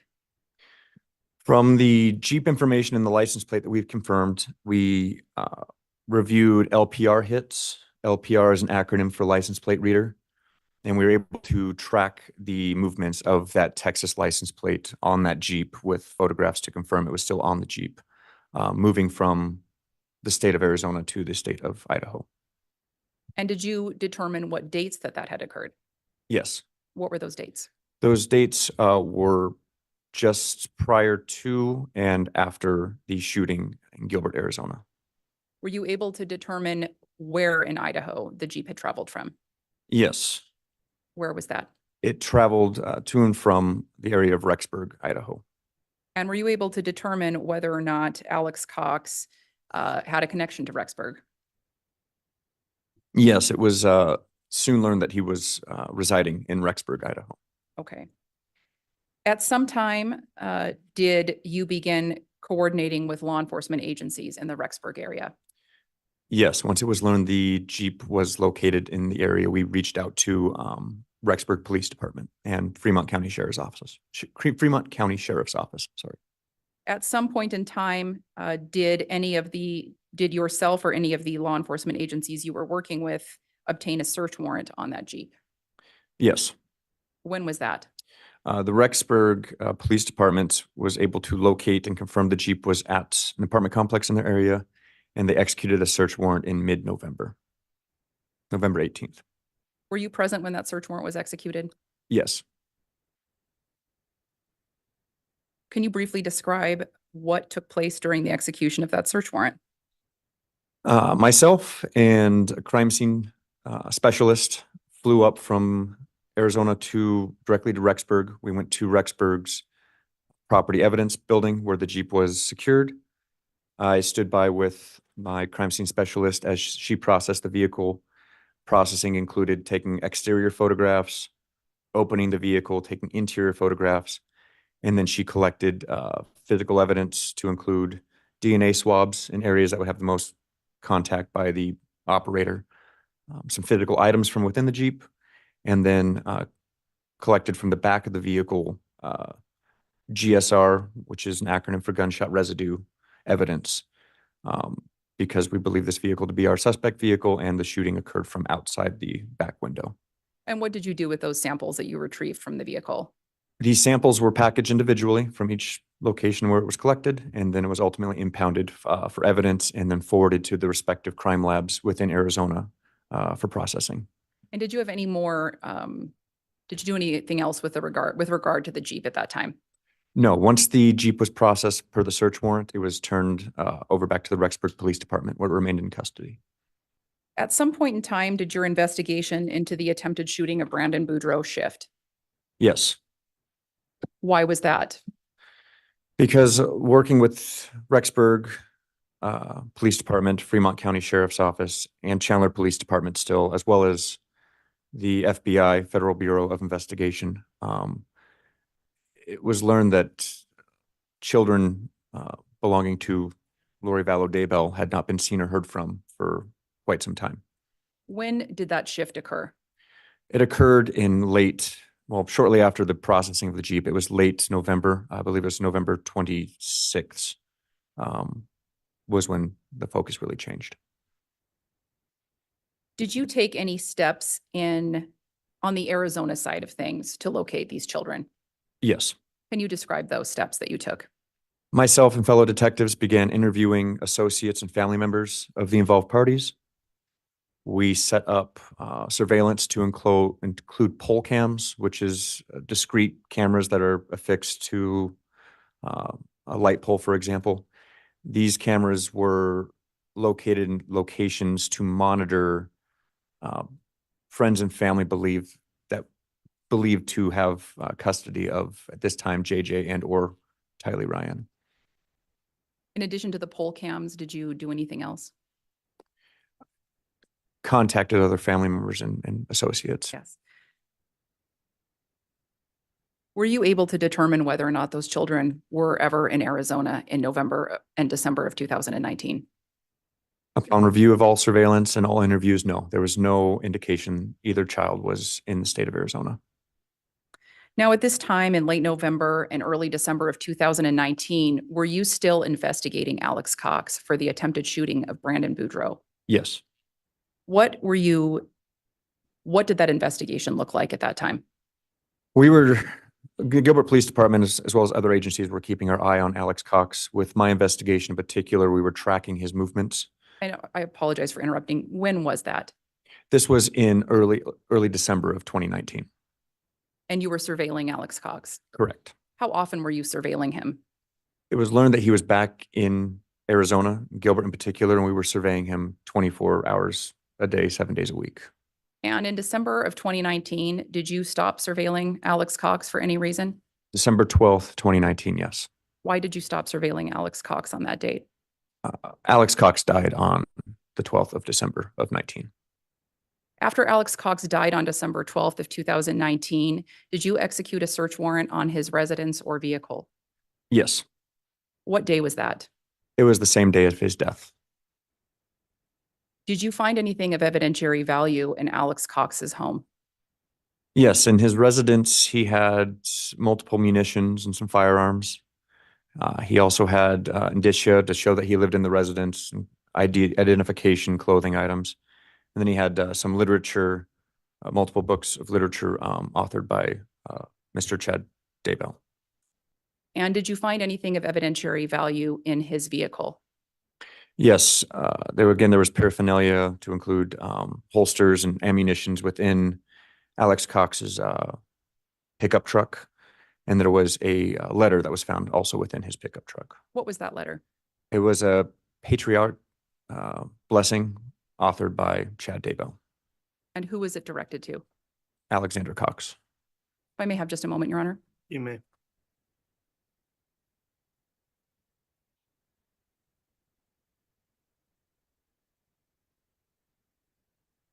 And Your Honor, I have no further questions for this witness. All right, before cross, just a quick sidebar with counsel, if I may.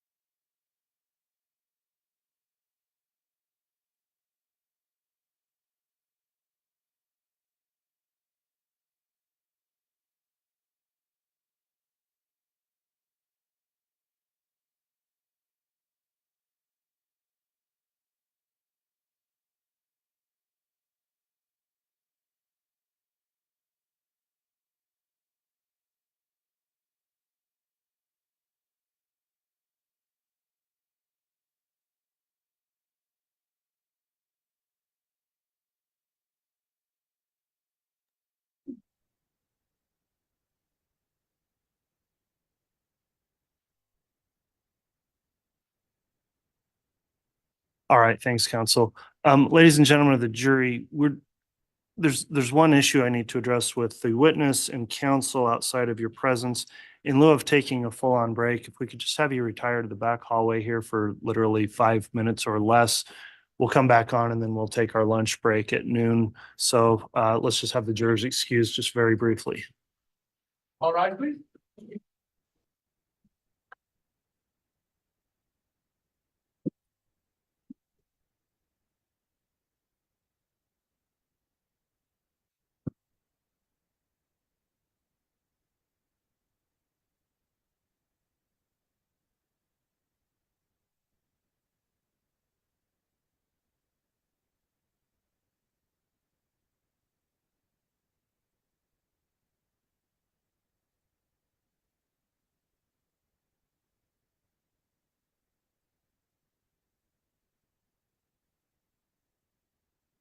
All right, thank you. Please be seated.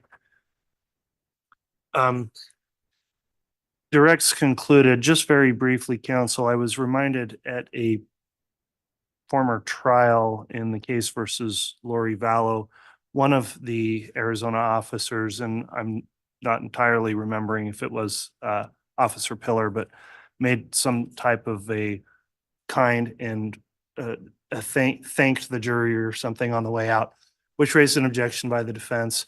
And I thought it was perhaps at least had the appearance of impropriety. So I just wanted to inquire and make sure that no passing comments were made at the conclusion of the witness's testimony to that effect, because we're just trying to keep the jurors as impartial as possible.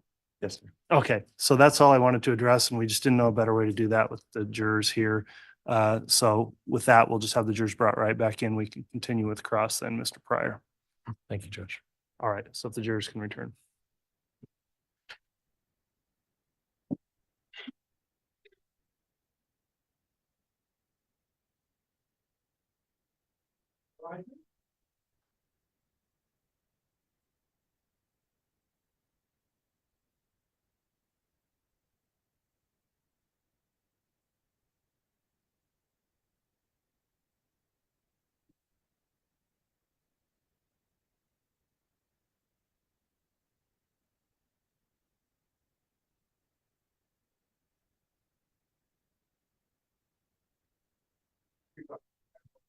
All right, thank you. Please be seated.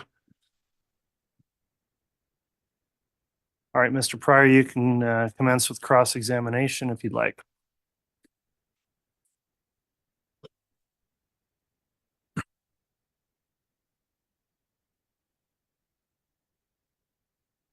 Good morning, sir.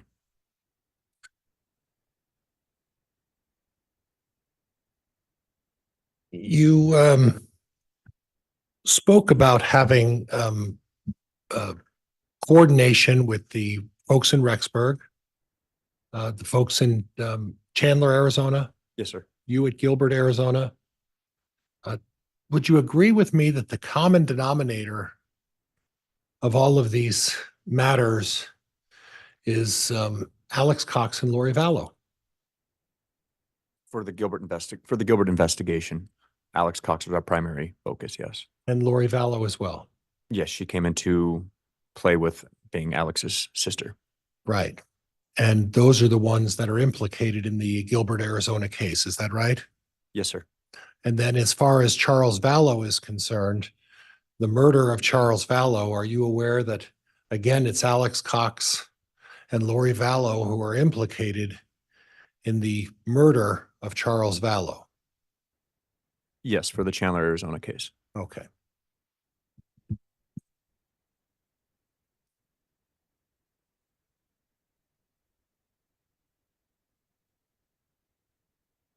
And the evidence that you found in the Jeep were 2 of Chad's books.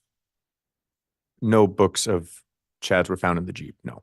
That's it, right? No books were found in the Oh, Jeep. no books. were No, found. sir. Oh, okay. Judge, that's all I have. Thank you. All right, any redirect? No, thank you, Your Honor.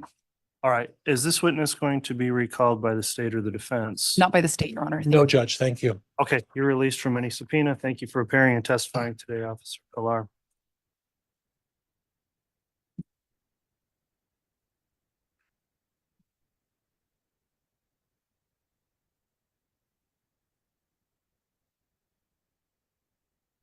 All right, before we call another witness, the court has previously provided a limiting instruction in this case, and given the nature of both this testimony and the testimony of the previous witness, Mr. Boudreau, the court is going to reiterate that instruction, which will be included in your final instructions as well when you retire to deliberate in the case.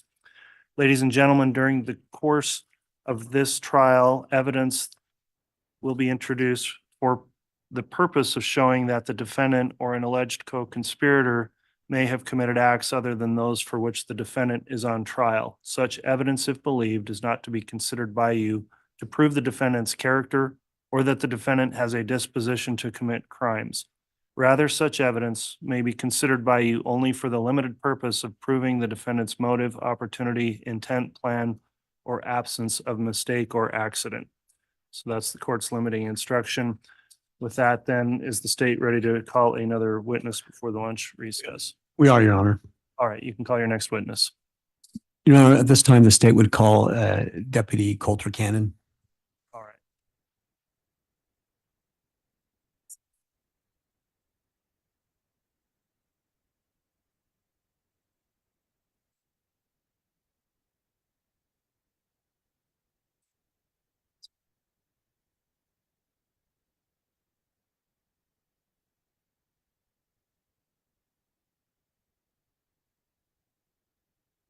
solemnly swear or affirm the testimony you're about to give.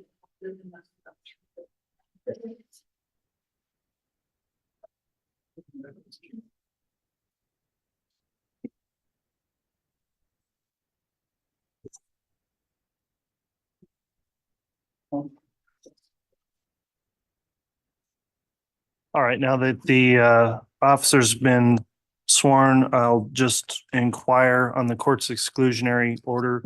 This trial has been broadcast and is available for public view. Deputy Cannon, have you reviewed or listened to or observed any of the trial testimony in this case since it began? No, I have not. Okay, and have you discussed with any other witnesses their testimony in the trial? No, I have not. All right, thank you for that acknowledgement. Mr. Wixom, you can inquire on direct. Thank you, Your Honor. Good morning, Deputy Cannon. Morning. Could you please state and spell your full name for the record? Yes, it's Coulter Cannon, Colter. Cannon is Cannon.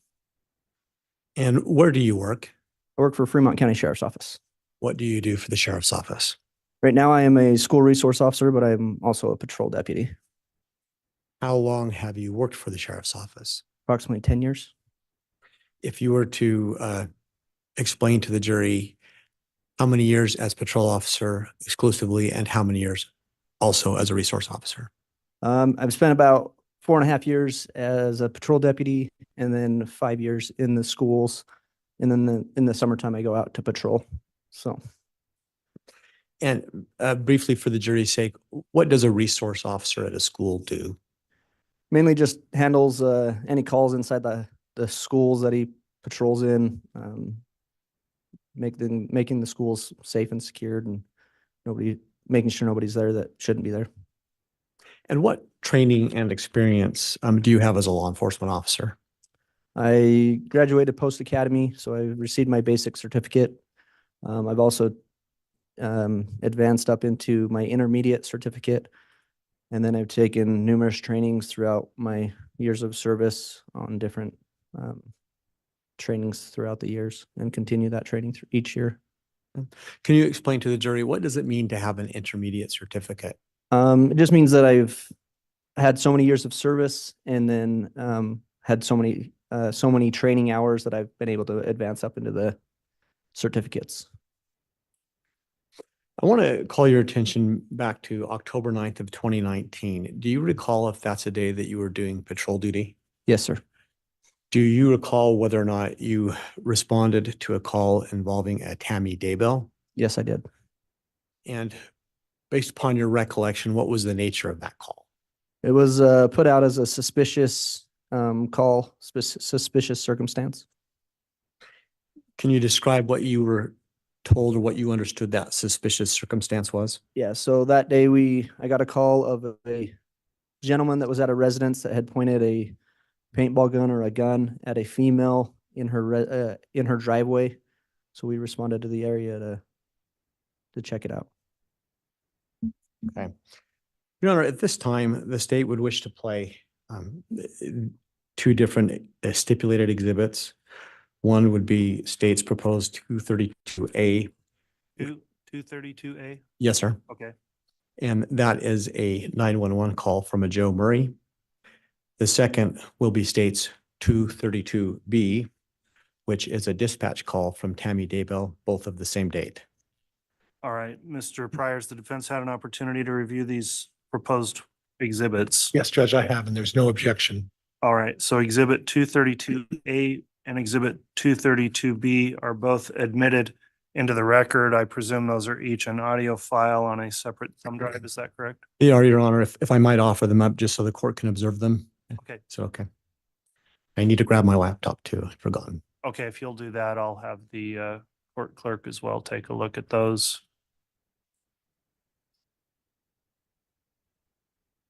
Okay.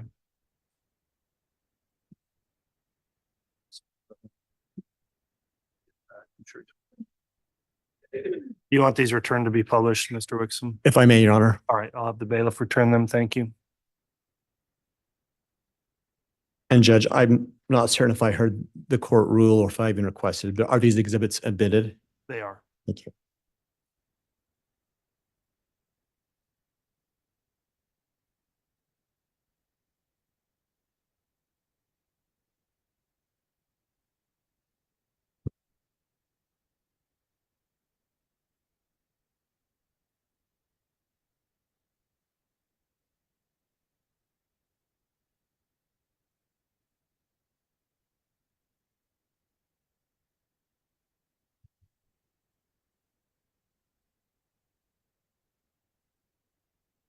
And for the record, the first exhibit that I will be playing is State's Exhibit 232A. I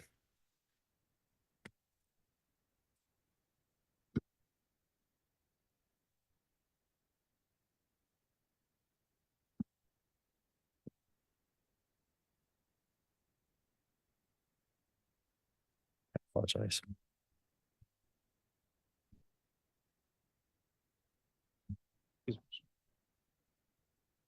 Okay, yeah, we'll activate the podium microphone. Thank you. All right, if you'd like to start it, Mr. Wixom, we should be able to. Thank you, Your Honor.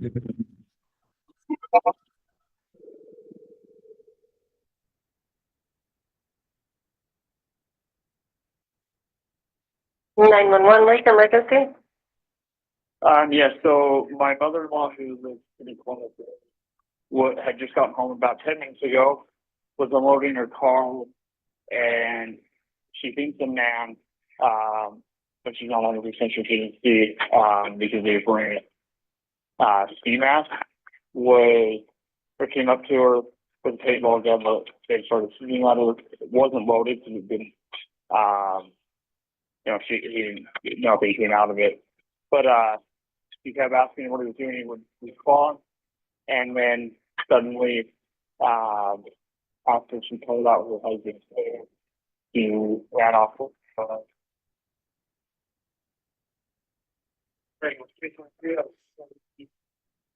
Okay, what's the address? Are you there?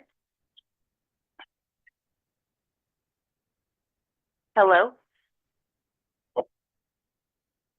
Are you still there? Yeah, can you hear me?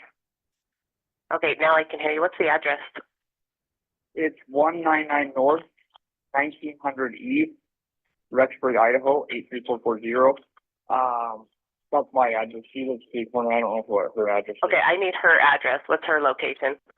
I think it's 201, I think is her address. 201 North 1900 East? North. Yep. Does she know which direction he ended up running? He headed east, back behind their house. Okay, and did she give you a description of the clothing?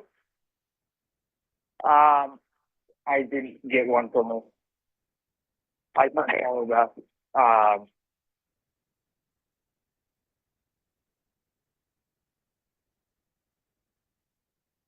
And what is your name? My name is Joseph Murray.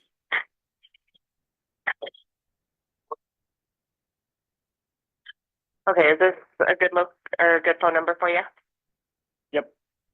Okay, I am sending a deputy out to your mother's home. All right, thank you. You're welcome. Bye-bye. Bye-bye.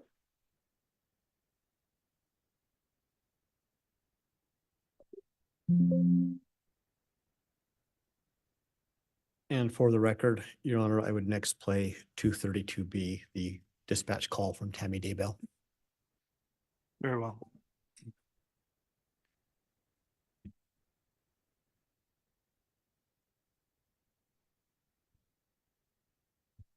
October 9, 2019, 21 hours, 49 minutes, 20 seconds. Fremont County Sheriff's Office. Hi, I need to report something. Okay, go ahead. What's the address? Okay, at 202 North, 1900 East, the corner with the blinking yellow light on Salem Highway. Is it a suspicious person? Yes. Okay, what was he wearing? He was all dressed in black and he had a ski mask on. And he said the blinking light now is where you saw him? No, he's gone now because I pulled up into our driveway and I was getting stuff out of the back seat of my car and suddenly he was there and he had a paintball gun and he was and like he was going to shoot at me.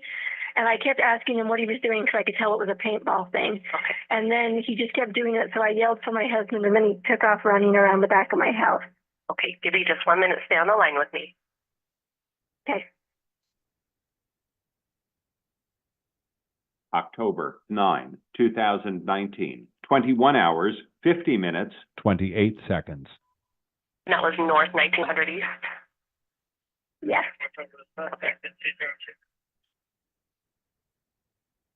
October 9, 2019, 21 hours, 50 minutes, 43 seconds. You know what direction he was going?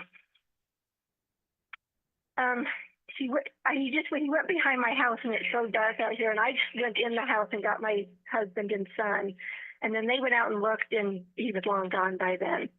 Okay. So he was on the north side of my house is where he went to get away. Okay. He didn't say anything or he just kept like he was holding the gun like he was, had a rifle and just shooting at me. So, but nothing came out of the gun either. So I don't think it was loaded. Okay. And what is your name, ma'am?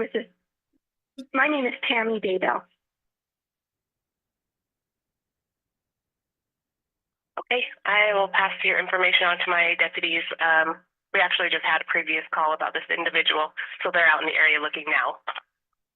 Okay, yeah, I think it was my son-in-law who lived diagonal from us that called you guys already. Oh, so we okay. just wanted to make sure it got reported. So, let's see. And what's your son-in-law's name? Joseph Murray. Okay, yep, it was him. Okay. So, all right, I have a deputy that will be out at your home here shortly. Okay, thank you. Yep. Deputy Cannon, do you recognize the information relayed in those two calls as essentially the same information that you were asked to respond to? Yes, it was. And can you help the jury understand, is there a difference when someone calls 911 as opposed to calling in dispatch? Just a different phone number, I believe. I'm not 100% familiar with that. 911 is our emergency line, and then there's a non-emergency line that goes there as well. What time of day or night do you recall responding to this? It was approximately around 9:00 p.m. And do you recall at that point in the year, was it dark outside or was it light outside?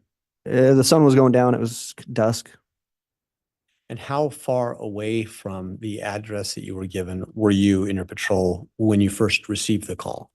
I was only a couple miles away. I was in the Egan area. And so was this the type of call when you were responding, did you activate your sirens and lights? I did initially activate my lights and sirens, and then when I got closer, I deactivated them. Why did you deactivate them? I didn't want the subject hear me coming or see me coming. I wanted to be able to find him. And how long did it take for you to actually arrive at the address from the time that you were dispatched to the call? It was approximately 6 to 7 minutes. And what's the first thing that you did when you did arrive at that address? I initially drove around the property, around the roads in that area, trying to look for a suspect wearing that clothing description. And then I went and made contact at the residence with Tammy. Your Honor, at this time, would it be appropriate to stop for our lunch break? Yeah, we're right at that time, Mr. Wixom. So if you've got some more direct, I would say yes. Yes, I do, Your Honor. Okay. Let's go ahead and take our lunch recess then. We're stopping just short of the noon hour, so I think we'll try to come back on if we can in an hour at 1 o'clock.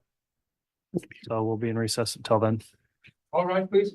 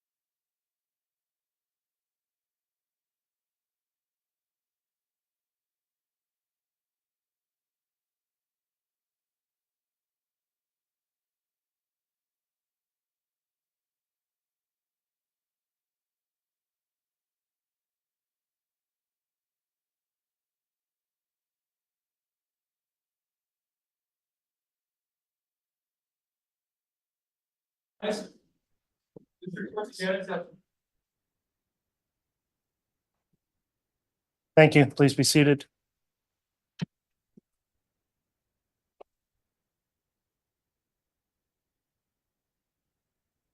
We could have the jurors brought in, please.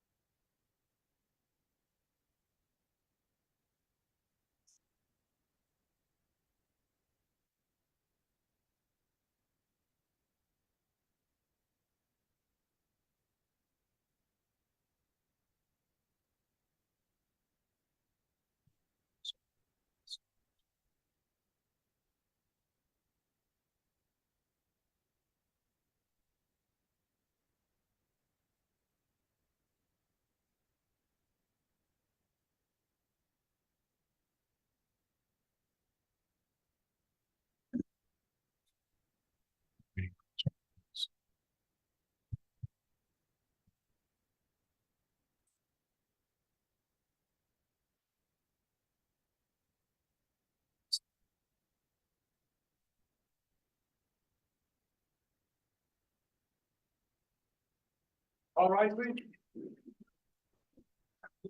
Thank you.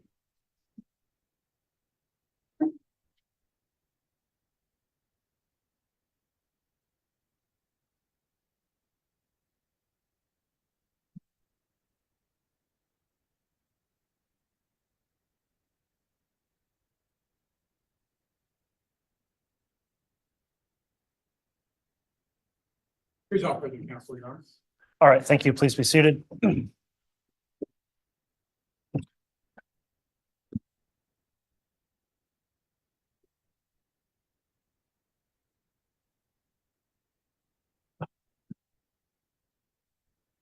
We are back on the record on KCR 22-21-1623, State of Idaho versus Chad Daybell. Concluded our lunch recess. Court notes the presence of the prosecution as well as the defendant and counsel for the defendant. In addition, the jurors have all returned and are properly seated. Deputy Cannon is on the, pardon me, is on the stand and has previously been sworn. And I will note that based on a request from counsel to end slightly early today, the court's intention would be to take evidence going forward from now until 3 o'clock and forego the normal afternoon recess in order to stop a little early but not be interrupted by the recess. So hopefully, if the jurors are able to make it through that time, we'll go ahead and recess today at 3 o'clock without a mid-afternoon break. However, if for whatever reason you do need a break, just please advise the bailiffs or the court and we'll do that. So with that in mind, Mr. Wixom, I believe you were conducting direct still of this witness and you can continue. Thank you, Your Honor.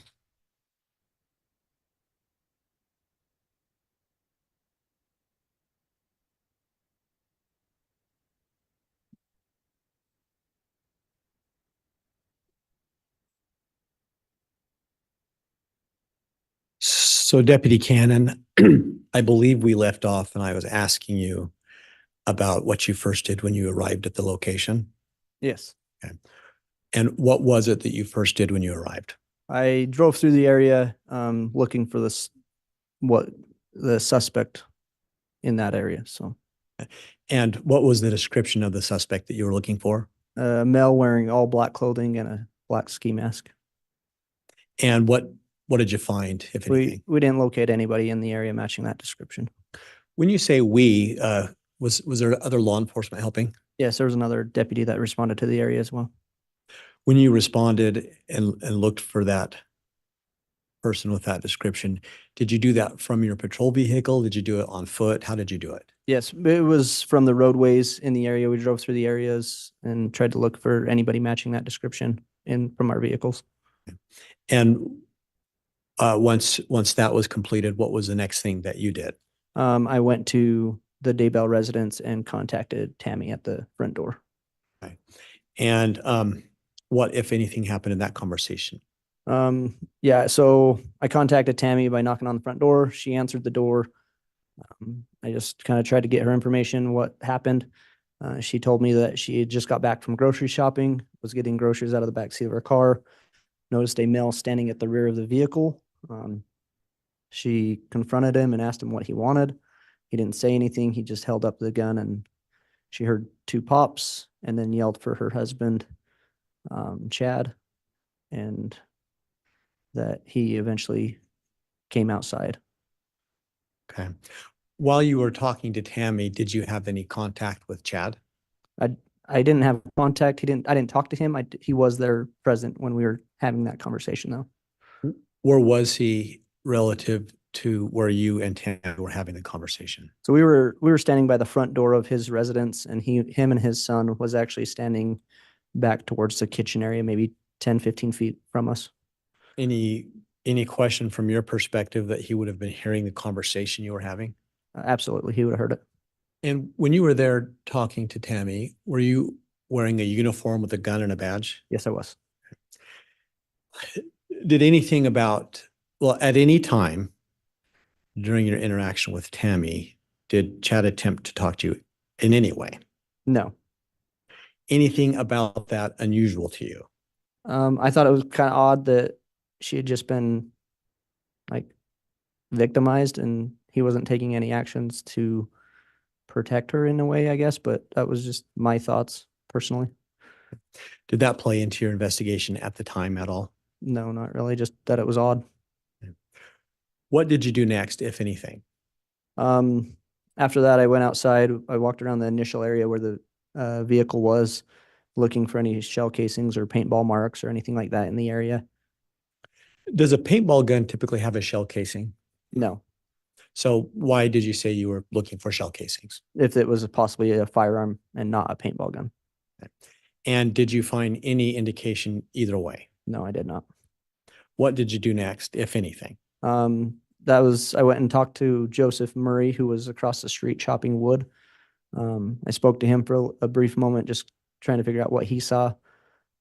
And that he told me that he heard Tammy scream and he saw a male run around the north side of the property.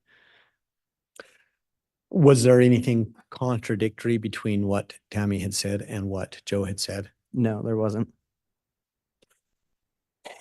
At that point, did you do anything further or did you leave the property? I cleared from the scene, unable to locate any suspect or that. After that incident on the 9th of October, do you recall ever going back to that address? Not on the property at all. I might have drove past the property, but I didn't go to the home. Did you ever participate in any searches on that property? Yes, later on in the next year. To the best you recall, what was the date that you participated in that search? It was January 3rd Of what year? 2020. What were you there searching for? We did a search warrant on Mr. Daybell's home. I helped the FBI sift through the snow, again, looking for any shell casings, any evidence that we could possibly find of a gun being used there. So at either point, did you find any evidence of any bullet or any traces of any shots in any buildings, anything like that? Not to my knowledge, no. So as far as you sit there today, would there have been anything else you could do to investigate that particular call? And me personally, no. Your Honor, I have no further questions at this time. All right, thank you, Mr. Wixom. Mr. Pryor, cross-examination. Thank you, Judge.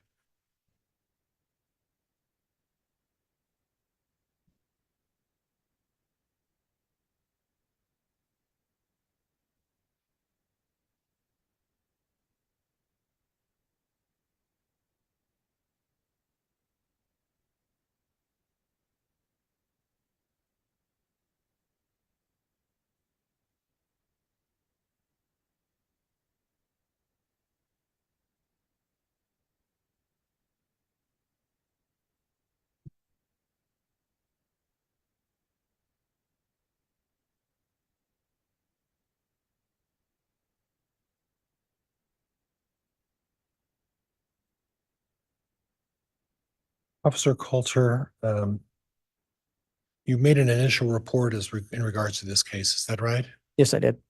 Okay, and the initial report was relatively brief. Yes. You recall that? Yes, I do. And then you made a subsequent report afterwards. Do you recall that as well? Yes. What's the time frame between the initial report and the subsequent report? I don't recall exactly the time difference between them. Okay. I didn't look at that. Was it a week? No, I think it was further out, maybe a month or so, 2 months. I'm not 100% sure. Okay, and then you also made some comments about not wearing a body cam on that day. Is that right? Yes, I didn't have a body cam on me that day. You were a patrol officer. Is that right? Yes, I was. Standard issue to have a body cam? It was lost, or it was broken and lost. So When did you break it? couldn't tell you exact date. Did you try to replace it the same time you realized that it was broken, or did you wait a little while? I informed my sergeant that it was broken. Okay. And then you went on a call and you didn't have any body cam to actually accurately reflect what was transpiring that day, correct? No, I didn't have body cam. Okay. And Judge, could we utilize the HDMI? You gonna publish something, Mr. Pryor? I want to show the officer a copy of his report if at all possible. Okay, are you gonna do that by giving him a copy or publishing it? I'd like to publish it and have him look at it while I speak to him about it, if that's acceptable to the court. From the defense, any objection to doing that? No objection, Your Honor, so long as he admits it as an exhibit. I'm not sure he should be publishing things to the jury that aren't admitted. Judge, I can do it the other way and ask the officer when he did his report, but he doesn't have a recollection of when he did the supplement, and there's 3 parts to this report. So my hope is that to show him the report, lay the proper foundation, and then I'll move to admit defense exhibit 89. But if your court prefers a different manner, we can go a different way. Okay, well, it's up to you. We just can't publish it until it's been admitted. I agree, so that in case it's not admitted, the jury doesn't already see it. Okay. So however you want to handle that, and if the state doesn't object, then we can perhaps shortcut that. And Judge, can I have my laptop approach the witness with a copy of my laptop, show him the reports, and have him authenticate the reports? Yeah, perhaps maybe just ask Mr. Wixom and show him what you've got and see if the state is going to object. I think he's indicating maybe he's not. Judge, we're not going to object to that approach at all. So it's 89. 89, and the parts are A, B, and C, Judge. All right. Well, if you just want to move for the admission, then. I'll move for admission then, Judge. No objection. All right. Defense exhibits 89, A, B, and C Yes, are Judge. admitted. And what are are they 3 separate reports, or what are the exhibits? If you just describe them for the record. Judge, A would be the initial report, which is about a paragraph. B would be approximately a 2-paragraph report that was done, I believe, a couple months later. And C would be just the initial incident report by Officer Coulter, the face page of the incident report. Okay, and we'll just need to be able to make sure to get those submitted into the record for evidence, but you may go ahead with those now admitted and publish, and we'll make sure the court receives copies so they can be given to the jurors for deliberation. And Judge, whenever the clerk is ready to bring that up. Yes, it can be published. Now, do you recognize this report, officer? Yes, I do. And is that your report? Yes, that is. And that's a true and accurate reflection of what you um, prepared close in time to when the incident occurred. Is that right? Yes. Okay. So if you would do me a favor and read the very first sentence. I was dispatched to a suspicious call of a male holding a paintball gun at a lady on 1900 East and 200 North. Now, 1900 East and 200 North is Chad Daybell's property. Is that right? Well, that's the intersection. The intersection. Yeah. And Mr. Daybell's property is on the corner of which would be the northwest corner. Does that sound right? Northeast. Northeast corner. I'm sorry, I got my east and west backwards. Okay. Now, when you first testified for the prosecution, your comment was in regards to a paintball or gun incident. And you made a point of adding the word gun after paintball. Well, it's a paintball gun. So So she, you knew she this was- reported different things of possibly being at a gun or a paintball. When did she report that? In her 911 calls. Okay. Could we have a copy of exhibit regarding the 911 call, please? Which one? There were two. Well, Judge, I think what I'm going to do is play actually both of them. All right, those are exhibits 232A and 232B. And Judge, I'm going to get through this before we start the 911 call. Just right there is fine. Thank you, officer. So your recollection of the 911 call is that Miss Daybell said something about a gun as well? Yeah, she just said gun as well in that call. Okay. Okay. But the dispatcher said it's holding a paintball gun, correct? I believe so. And then it says that you attempted to locate suspect but couldn't find anyone in the area, right? Correct. You talked to her and she said she noticed a guy standing behind her and was holding a paintball gun again, right? Yes, sir. That's what your statement says, right? Yes, sir. So the dispatch was about a paintball gun. When you spoke to her, she said it was a paintball gun. And then pulled the trigger a couple of times and then ran off. And was described as 5'11", 190 pounds, right? Approximately, yes. Okay, and then you didn't locate anybody, right? Yes. Okay. Then you, couple of months later,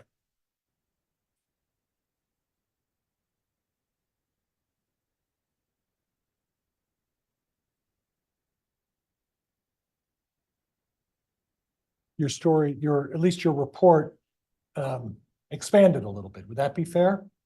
Yes, I was asked to put more detail into it. You were asked to put more detail into the report. Yeah, just to be more brief about actually more detail on the report. Who asked you to put more detail into the report? I don't exactly remember who asked me. It was one of my supervisors. So one of your supervisors said they needed to get more detail in the report. Yeah, they just said be more specific. Okay, and that was after the death of Tammy Daybell, right? I believe so. So this occurred on October 9th, correct? Yes. And Tammy Daybell died sometime shortly after that, correct? Yes, I believe so. And then after you did your initial report, your supervisor came up to you and said, you know, we don't have enough information in that initial report, so we need to add some more information, right?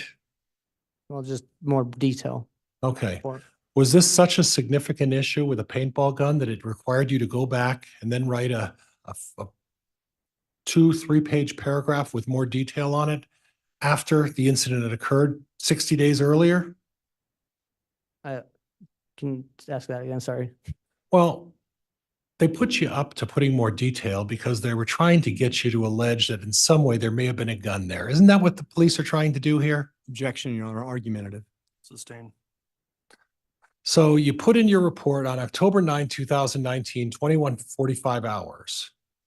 You were talking to Tammy Daybell in front of her home, right? Yeah, it should have been in her home. Okay. Front room of her home. Yeah. Okay. Now I listened to the 911 call and I seem to recall the 911 call coming in at 21:49. So you're not quite clear on the hours that you talked to Tammy, right? Yeah, it might have been a different timestamp. I'm not sure. Okay, so if the 911 call says 21:49, we can rely on that reasonably well, right? Yeah, Okay, and then you put in your report that at 21:45, you were talking to her 4 minutes before she ever called in the 911, right? if that's what it's saying, yeah, I guess. Okay, well, we'll go back and listen to the recording again in a minute here, but, and her son and we're sitting back with the room by the door. Okay. That I believe that led to the kitchen. They were sitting back in a room by a door. Sitting at the back of the room by the door. They were standing there in the Okay. doorway. Okay. And then you made mention of the fact, and when you revised your report a little bit, you mentioned that she was standing at the back of her car with a gun she believed to be a paintball gun. So you've added the word gun and said believed. So what you're really doing is she told you it was a paintball gun, right? To my best knowledge, yeah. Yeah. And the 911 dispatcher said it was a paintball gun, right? Yes, I believe so. So why did you put that caveat in there saying believed to be a paintball gun? You knew it was a paintball gun. There was no gun there that day, was there? I Sustained.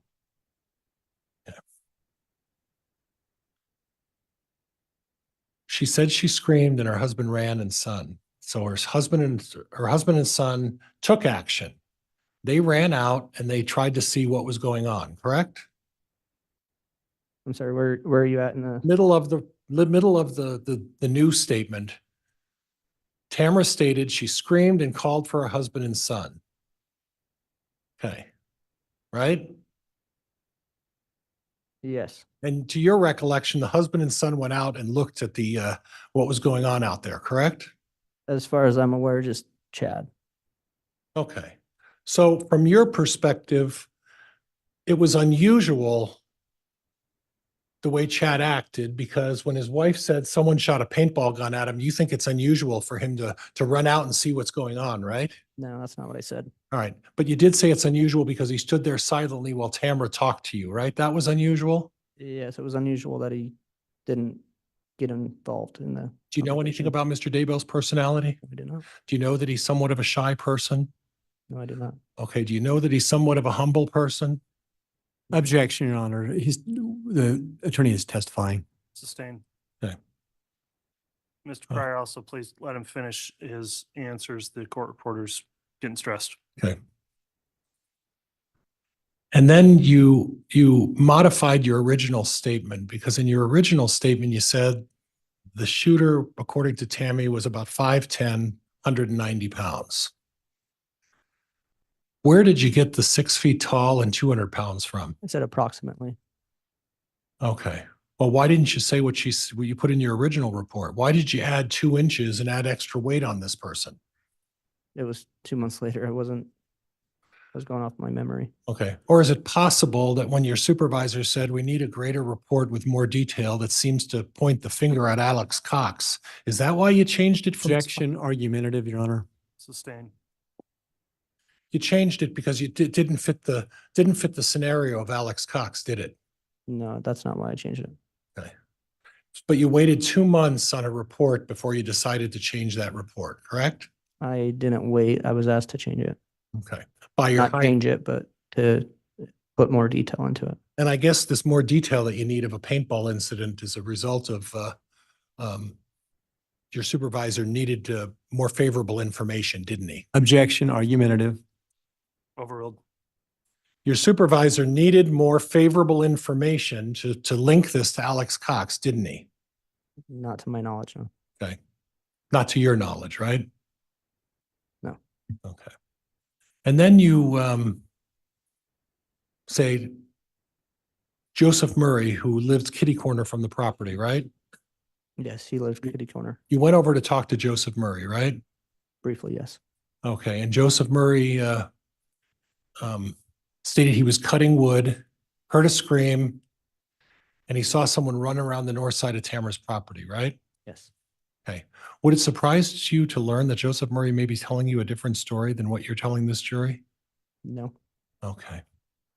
That wouldn't surprise you, right? No, it would surprise me. Sorry. Okay. Okay. You know, did Joseph Murray hear a gunshot? I don't know. Well, did you No. bother to ask him if he heard a gunshot? No. I Well- just asked him what he saw. So according to your testimony and your report, Joseph Murray saw somebody running, and that's an important fact, isn't it? I don't know. Well, it's important enough that you had to change your report and add that into the report, right? So it must be an important fact. I guess maybe so. Okay. But wouldn't you think it'd also be an important fact if Joseph Murray had actually heard a gunshot of some kind? I don't think you would have heard a gunshot if it was a paintball gun. Exactly. Exactly. So this narrative that you're trying to suggest to this jury that this was a gun, you know it was a paintball gun, don't you? Objection, argumentative. Sustained. All the information that's been presented to you points that this was a paintball gun, doesn't it? No, not necessarily. Okay. No, not necessarily. Yeah, what information from the reports you gleaned at the time you investigated this suggests that this was not a paintball gun? Give me a couple of reasons why you don't think this was a paintball gun. Just from the calls and what I've heard on the testimony from Tammy's call. Okay. Okay. So from Tammy's call and from your report and the dispatcher saying it's a paintball gun, where did it say it was a rifle or an AK-47 or anything like that? I never said it was. Okay. So again, you know this was a paintball gun, don't you? No, I don't. Judge, I'm gonna replay the video if I can get it to work on my excuse me, the 911 if I can get it to work. All right, please clarify which of the two you're playing. And you may publish, but clarify which one. 232B will be first, Judge.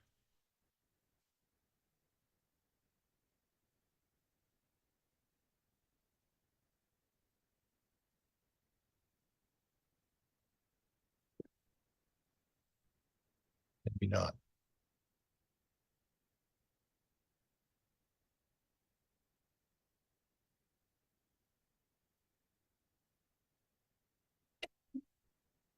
October 9, 2019, 21 hours, 49 minutes, 20 seconds.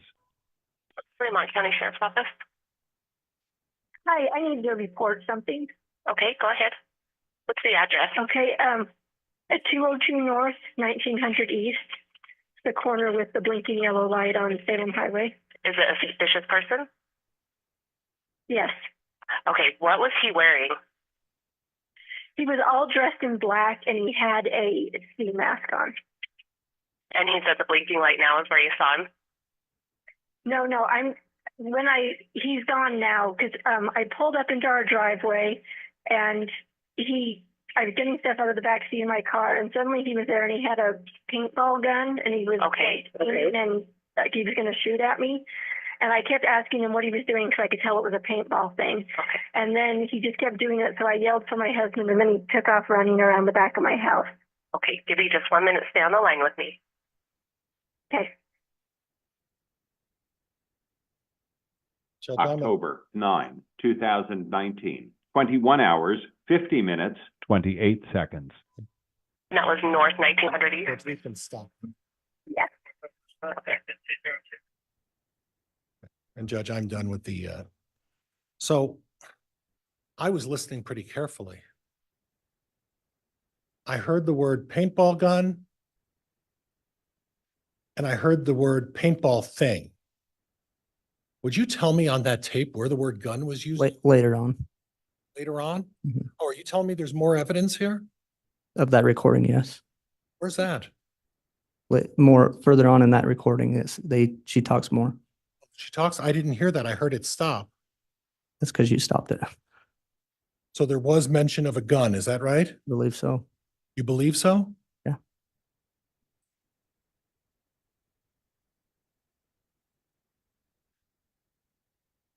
And when you first listened to this, you heard the words paintball gun, right? In her initial statements, yes. You heard the words paintball thing, right? Yes, And the dispatch said that it was a paintball gun incident, correct? that's what she put in her notes, Right. yes. And in your initial report, you said that it was a paintball gun incident, right?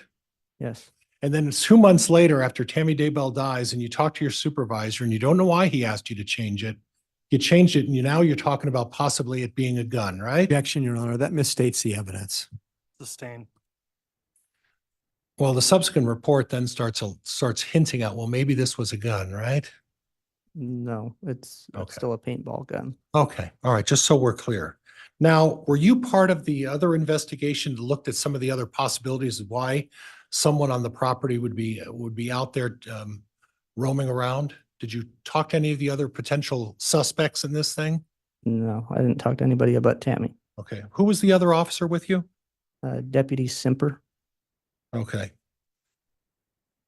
Did you go down and talk to one of the neighbors about the husband of a dog kidnapper that had been causing some problems down the street, just right down the street? Not that I can recall. And what about the autistic child that was roaming the neighborhood, causing some issues within the neighborhood? Did you talk to that person as well? Not that I can recall. Okay. But you agree with me finally now that this was a paintball gun incident, right? Like I says, I don't know if it was a paintball or a gun. Okay. All right, Judge, that's all I have. Thank you.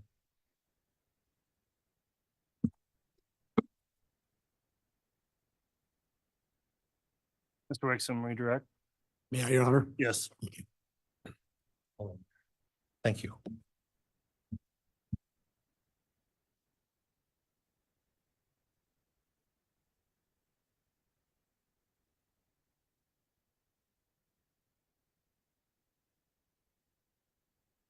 Deputy Cannon, you were just asked on cross-examination a number of questions about having written this second report. Yes, So in reference to those questions, how long after this incident was it that you wrote the second report? like I said, I'm not 100% sure, maybe a couple months or so. Is it fair to say that over the course of a couple of months, you have a number of calls and interactions with the public as part of your job? Absolutely. And as part of law enforcement, as a deputy, is it expected that you will conform to your superiors? Absolutely. So if a superior officer says, please go write another report, is that something that you would do? Yes. But in this case, is that what you did? Yes. Is there any question in this case, were you fed information to put in the report? No, just more information about what happened. But the information that you included in the report all came from your memory. Is that fair? Yes. You were asked some questions about whether or not you were wearing a body cam at the time. Yes, I was asked that. I think you explained that at the time yours was broken. Correct.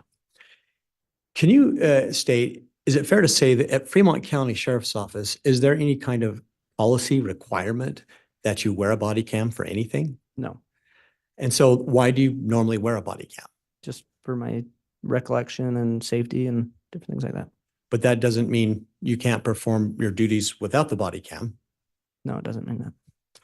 And what else do you do when you have an incident besides recording it on your body cam?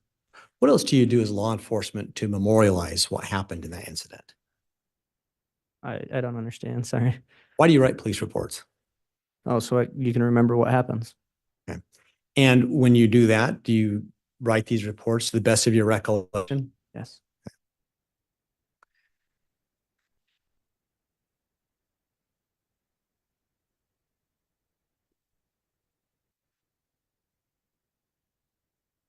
Defense counsel pointed out that in one report, in the second report, you had noted the time that you were talking to Tammy as being 21:45. Do you remember that? Yes. But yet we heard in the call that her call came in at 21:49.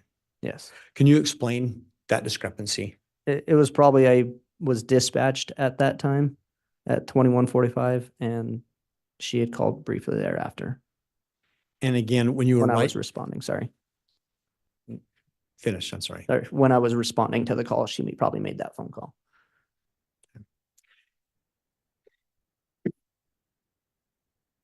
When you were writing that second report, were you writing it from memory? Yes, just from my memory. Is it possible that the 4-minute difference could have just been a function of your memory? Absolutely. And to be clear, you did use the word paintball gun in your report, correct? Yes. But yet on direct, you indicated that you were looking for shell casings. Correct. What made you look for shell casings? Judge, exceeding the scope of cross. I'll sustain that. Was there anything about the information that you received when you initially investigated that would cause you to rule out the possibility that it could have been a real gun? Sorry, say that again. Was there anything about the information that you had when you first responded that would have required you to rule out that it could have been a real gun? No, that's just, she heard 2 pops and she screamed, and so.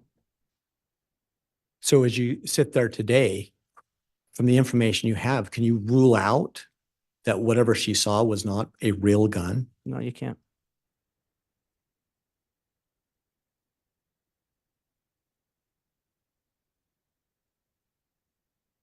You were asked a question about whether or not Joe Murray had said if he had heard a gunshot.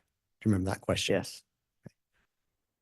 Why didn't you ask Joe if he'd heard a gunshot? I guess it just didn't cross my mind. It didn't seem important at the time.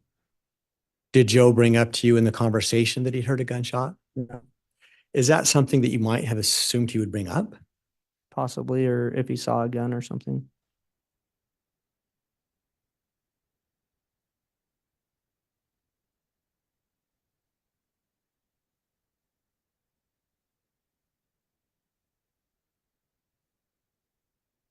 Just the last question, to be clear. In the second report, did you include any information in there that had been provided to you by anybody else? No, just from my memory. Thank you. Your Honor, I have no further questions. All right, that'll conclude the testimony then of Deputy Cannon. Thank you, Judge. Thank you. Is the state or defense intending to recall this witness? Judge, I subpoenaed Deputy Cannon, but I'm going to relieve him of his subpoena today so that he will no longer have to show up in my case in chief. You're welcome. Your Honor, the state is not going to recall Deputy Cannon. Okay, that'll conclude your testimony then. Thank you for appearing this afternoon. You can be excused. And the state can call up its next witness. Your Honor, at this time, the state would call Officer Allie Greenhall.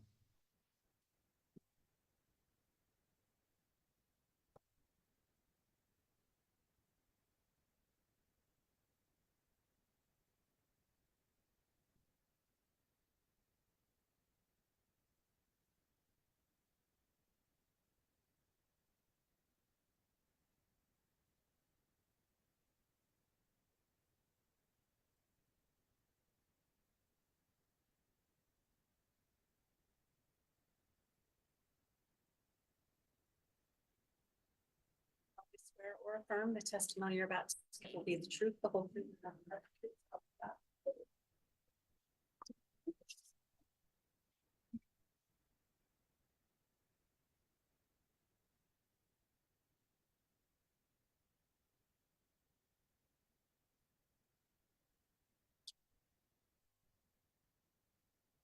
All right, now that the witness has been sworn before direct, I'm going to inquire of the witness, Officer Greenhall. Have you listened in on or in any way observed or heard any of the testimony that's occurred in this trial thus far? No, I have not. Okay, have you discussed with anyone else their testimony they've given at trial? No, I have not. Okay, thank you for that affirmation. Mr. Wixom, you can inquire.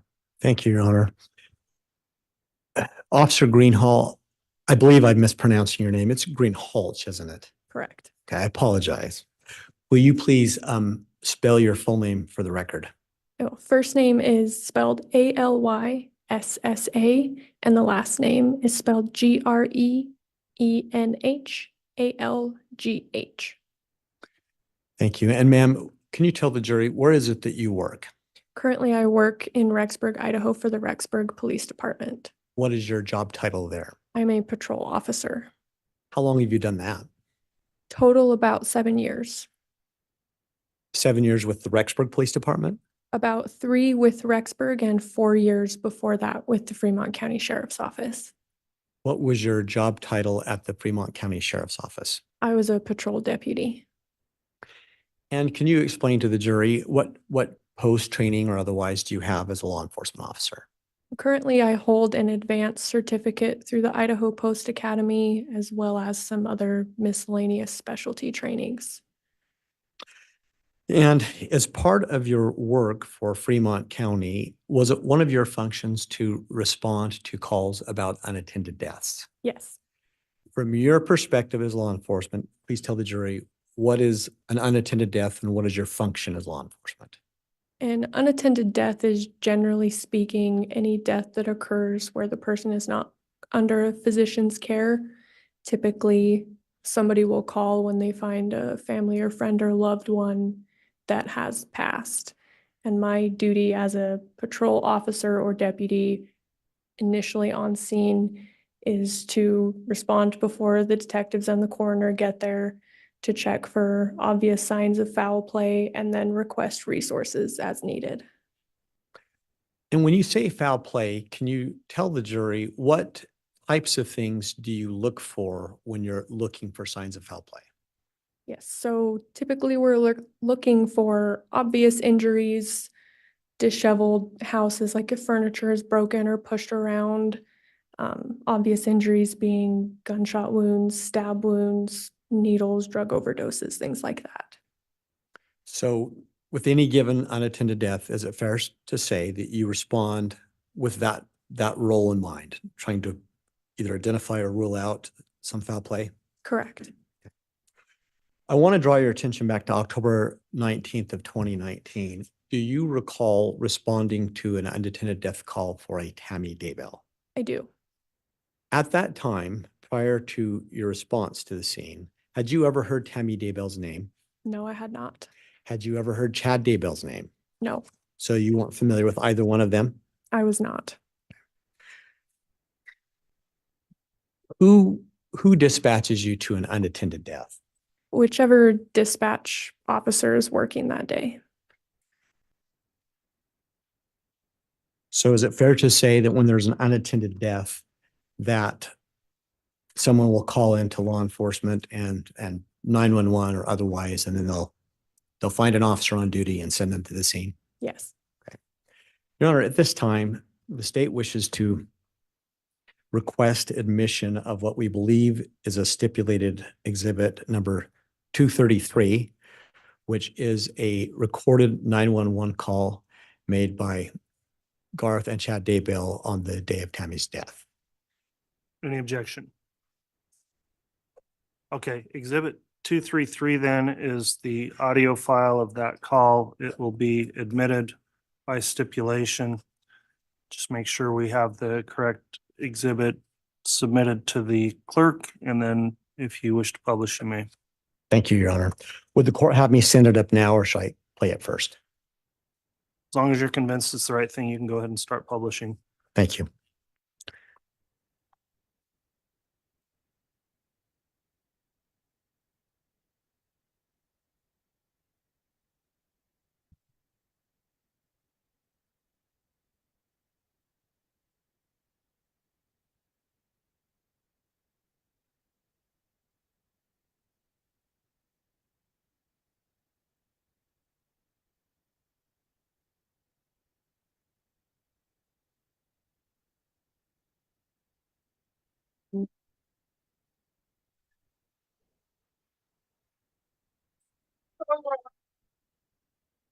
Your Honor, would it be possible for, I think I skipped a step here, us to broadcast this over the court system by plugging my HDMI?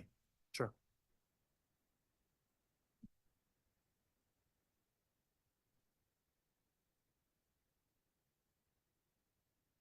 Thank you. 911, where's your emergency? We're at 202 North, 1900 East. What's going on? We just found my mom. She's on the ground frozen, or she's stiff, and I don't know. Are you in Madison County or Fremont County? Hello, I'm Chad, the husband.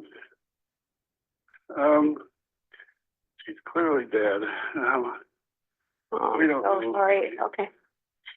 Okay. Are you in Rexburg, or because your address shows Rexburg address, but you're in Fremont County? It's a mile past. Okay. Oh, no. Okay. Oh.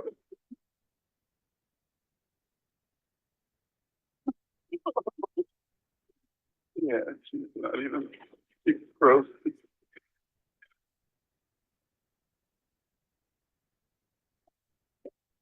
Okay. Can I get your name? Chad Daybell. Oh, man. Oh. Okay, Chad. I'm going to get somebody out to you right now, okay? Yeah, the corner where the blinking yellow light is with the red house. Yes, sir. Red house on the corner. Yes. Blinking yellow light. Right. Okay. We'll get somebody out to you, okay? I'm so sorry. Okay. If you need anything else, you call me back, okay? Okay. Okay, bye-bye.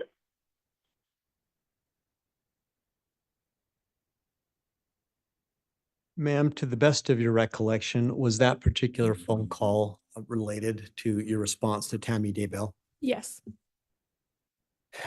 Prior to responding to this, let me withdraw that. To the best you recall, what time of day was it that you were responding? It was approximately 6 a.m. And was it light outside yet? I don't think so. Prior to your response that morning, approximately how many times had you personally been involved with responding to an unattended death? Probably 5 to 10. And when you did, in fact, arrive, what was the first thing that you observed? I observed Garth Daybell in the living room. He's the one that let me into the house. And then Chad came into the living room shortly after I arrived. And I just asked them what was going on and to show me where Tammy was. And did they do that? They did. Let me pause and ask, at that point in time, was anybody else at the home? No. Did anybody else later arrive at the home that morning? Yes. Who do you recall arriving at the home? The deputy coroner arrived, the coroner arrived, and then some family members also arrived later. And for the jury's sake, to the best we can identify those people by name. Yes, sorry. The deputy coroner, Cammie Wilmore, the coroner, Brenda Dye, and I'm not sure who the family was. I didn't speak with them after they arrived. Were you aware if there was a male or female family member that arrived? I think both. Several of his children showed up as well. Okay. So you were explaining that you arrived and you made contact with Garth and then Chad? Correct. Just to help the jury have a picture in their mind, what was the layout of the home, the best that you can recall? The living room is the first room that you come into, and then there's a hallway to the right. There are several bedrooms and a bathroom. Directly behind the living room across the hallway was the kitchen, and then to the left was the garage. Okay. And relative to the front door, did you come in the front door? I did. Relative to that front door, where is the room that you ultimately saw Tammy's body in? To the right at the end of the hallway. When you came through the front door, where do you recall both Garth and or Chad being inside the home? In the living room. So could you explain again, what was the first conversation that you had with either one? I asked them where Tammy was and what had happened, and then they walked me back to the bedroom where her body was. At that point in time, did either one of them seem to have any emotion or anything like that going on? Yes.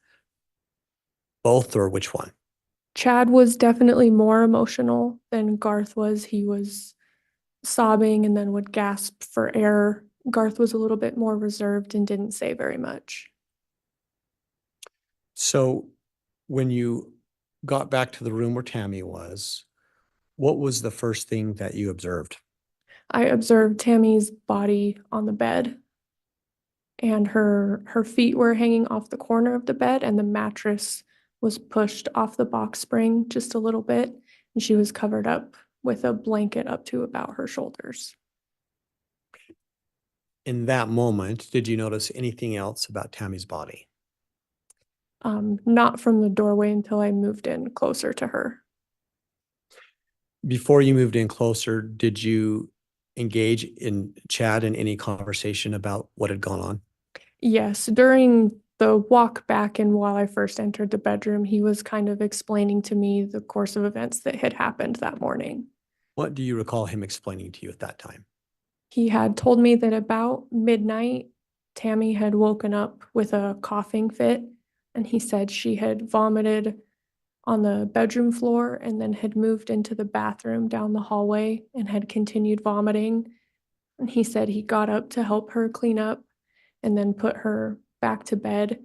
And then they both went back to sleep. And then at approximately 5:40 a.m., he had felt the blankets shift off of him in bed and had woken up, and he said that he had thought Tammy had fallen off the bed.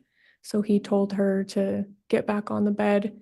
And then when she didn't answer him, he stood back up, turned the lights on, and found that she was unresponsive. Did he indicate at that point whether Tammy had fallen all the way off the bed or just partly? He did. He indicated that she had fallen partially off the bed because her feet were wrapped in the blanket and the sheets. And so her feet were still up on top of the mattress, but the side of her head was on the floor. What did Chad do or say next, if anything? He said after he had turned the lights on and found her, he checked her and then called to Garth for help to come help move her back onto the bed, which Garth came over and they both moved her body back up onto the bed. So when you first, let me withdraw that. This is being explained to you as you're walking into the room where Tammy's body is? That's correct. So when you first walk into that room, did what you saw with Tammy's body match the description of what Chad had just explained to you? Yes, it did. And what about the covers on the bed? The covers on the bed had been pulled back up, covering her arms to about her shoulders. When you arrived, when you got into the room, can you describe for the jury what your observations were about the condition of Tammy's body at that point? I first checked her for a pulse, which she did not have. Her skin was colder than the room temperature. Her body was stiff. And I recognized that she did have some pink foam coming out of her mouth and down the side of her face, and she was deceased. And you personally had made the determination for yourself that she was deceased because of her pulse, or what was the big factor? Correct. It was a combination of her body being cold and the fact that she did not have a pulse. And at this point in time, when you're investigating an unattended death, do you gather more information from family? I do. Did you do that in this case? I did. What did you do next? I asked Chad about if she had any serious medical conditions or had been sick recently. He told me that she had been suffering from a pretty bad cold and that she didn't like to see the doctor very often, so that she hadn't been diagnosed with any serious medical conditions.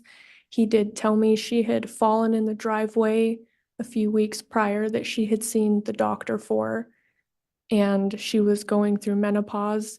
He did say that she had suffered from low blood pressure and did have fainting spells once in a while as well. Okay. And based on your recollection, was this information that Chad had relayed specifically to you at that point in time? Yes, it was. Did he say anything else about whether he believed that Tammy had any other major medical issues or injuries besides what you just talked about? Not that he said to me. Did he mention anything to you about Tammy having shaking fits at that point in time? No, Did he say anything about Tammy's sleep pattern generally? no,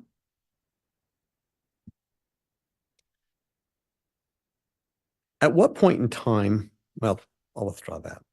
As law enforcement, is it your role to determine whether or not it would be appropriate to have an autopsy? it is not. Whose role is that? The coroner. And then as you were there on scene, did you reach out to any other superior officers to get any help with your investigation? I did. Who did you reach out to? I reached out to Detective Mattingly and Detective Kaya Kamanu. And why did you reach out to them? It's standard procedure when there's any kind of death, especially an unattended death, that we notify detectives to give them kind of the basis of what we've learned in our investigation to determine whether they need to respond or not. Did they give you any instructions that you can recall? Yes, they told me to take photos and then let the coroner decide whether or not to do an autopsy. And in fact, did you take photos? I did. We'll get to those photos in just a moment. At that point in time, did you do anything else in your investigation? No, At any point in time, did you do anything to look at medications or anything else in the home? I did. When did you do that?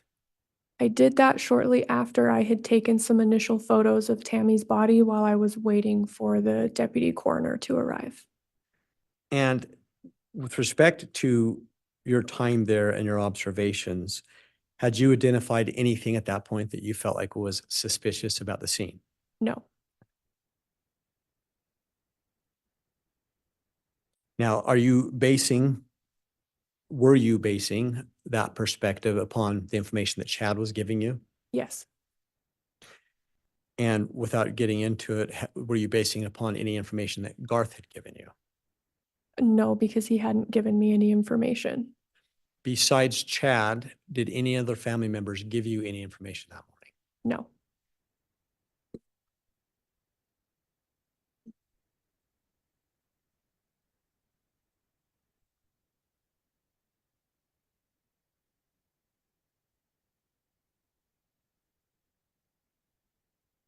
When you were talking to Chad that morning, was Garth within earshot of that conversation? yes, Did he ever voluntarily interject or contradict anything that his dad was saying? he did not. Did he try to add anything to the conversation? No,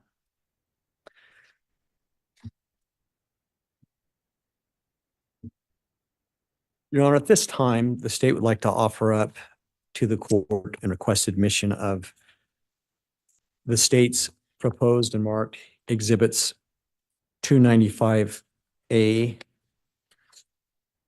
through.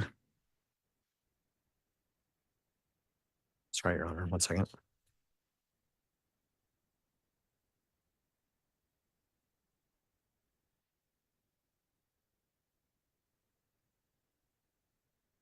A through J. And I believe we have a stipulation that these will be admissible, Your Honor. Any concern with broadcasting these, Mr. Wixom? May we sidebar, Your Honor? Yes. Thank you.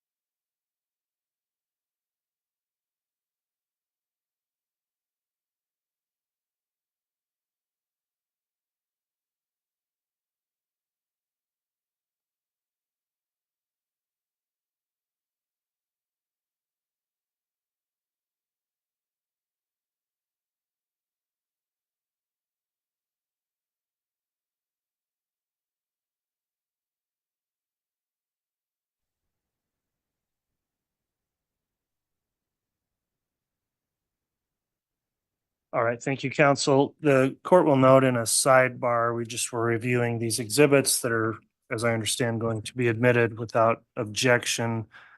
Somewhat graphic in nature, the courts determined would be inappropriate to broadcast those publicly. However, of course, they will be published to the jurors and the parties. And so we've made those arrangements for the publication of those once they're admitted.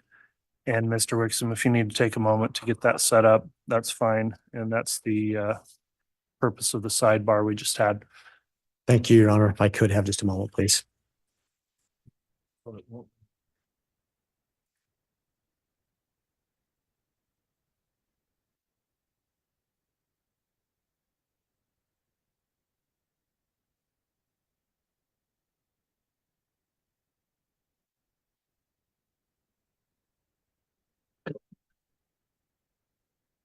And Judge, as we attempt to get set up electronically, I need to clarify for the record, the state does not intend to admit the photos in full sequence that we gave, Your Honor.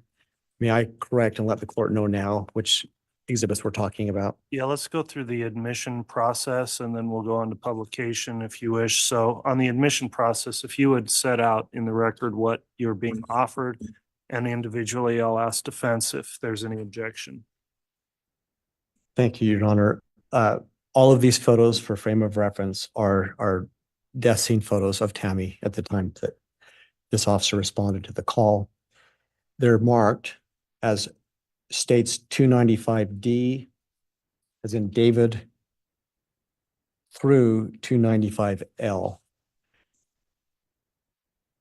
This is-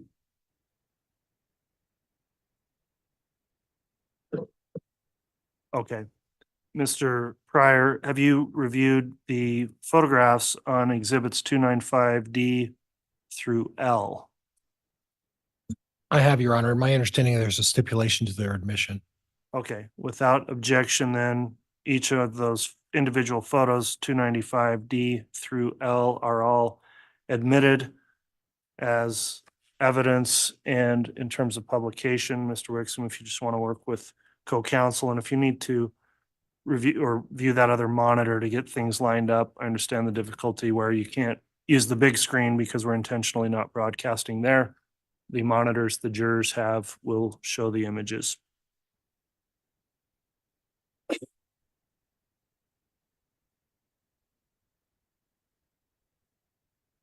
And Mr. Wixom, there's that light on the Elmo that I think helps with the shadow. If you could flip that light on.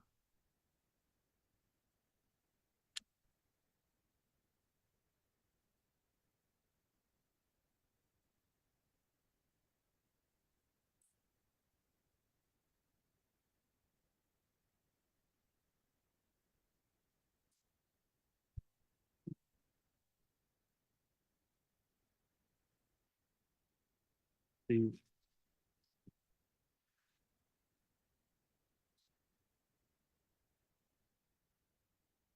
I believe I'm ready to proceed, Your Honor. Okay, go ahead Thank you. and reference each one, of course, as it's published. Will do.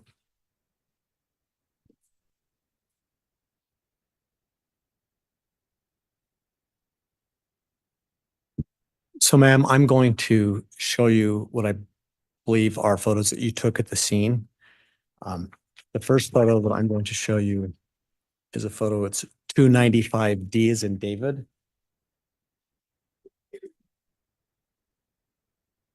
Can you see that, ma'am? I can. And ma'am, could you describe for the jury what is that a photo of? This is a photo of Tammy's body as she was lying on the bed when I arrived. As you look at that photo, can you recall what was it that you were trying to capture in that particular photo? The position she was lying on the bed, the positions of the blanket, as well as her face.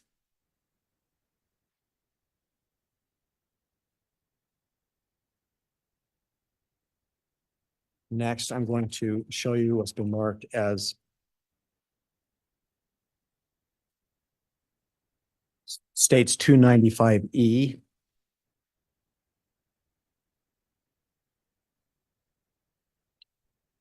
And ma'am, can you describe what you were trying to capture in that photo? With this photo, I was trying to capture a closer, more focused view of her face and the foam that was on it. Can you explain that a little bit more to the jury? Yes, so a closer view of her face to focus more on the pinkish foam that's running down the side of her cheek.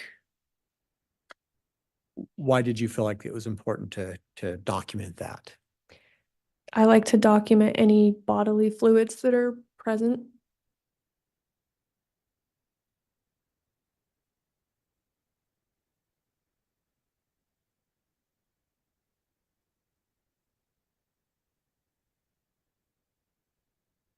Next, I'm going to show you what's been marked as states 295 F as in Frank.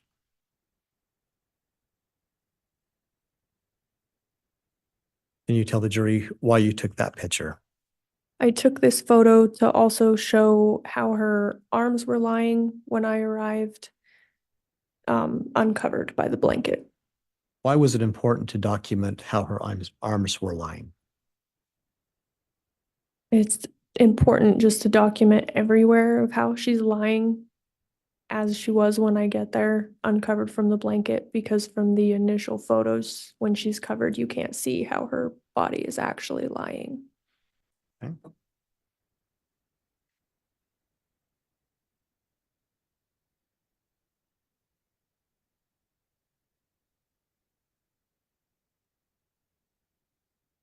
Next, I'm going to show you what's been marked as states 295 G as in George.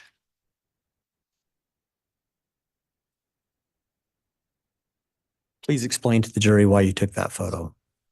I took this photo because at this point the coroner had arrived and she was completely uncovered from the blankets. So just another full body photo to show how she was lying on the bed.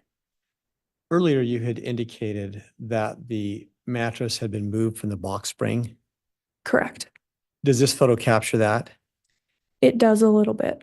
Can you explain that a little bit more for the jury's sake? Yes, so on the top right of the photo, you can see that the mattress is shifted a few inches off of the box spring below it. Why was that significant to document? Typically, that isn't how your bed is laid out, and it was consistent with Chad stating that they had lifted her body back onto the bed, and that had shifted the mattress a little bit when they did that. When Chad explained that they put the body back on the bed, had he explained that this is the position that they'd last left it in? That's correct.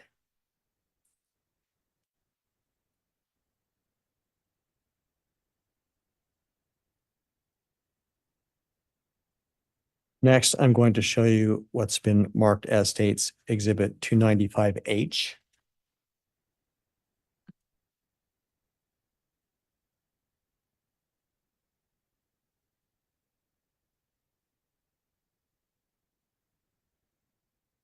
Ma'am, can you take a moment and explain to the jury why you took that picture? I took this photo to get a clear portrait of the other side of her face, as well as her hair and her left ear, which had a little bit of discoloration. Does this document the discoloration in her left ear? Or her right ear, I'm sorry. So you're noting discoloration in the right ear? Yes, it's a little bit red. Can you just be a little bit more precise for the jury's sake where you see that discoloration? Yes, the top of her ear is a little bit more red than the bottom part of her ear, which is a little bit more pale. Was that anything that cued you into anything as part of your investigation? Not particularly, no.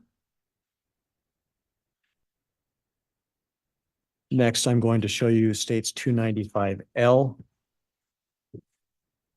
Sorry.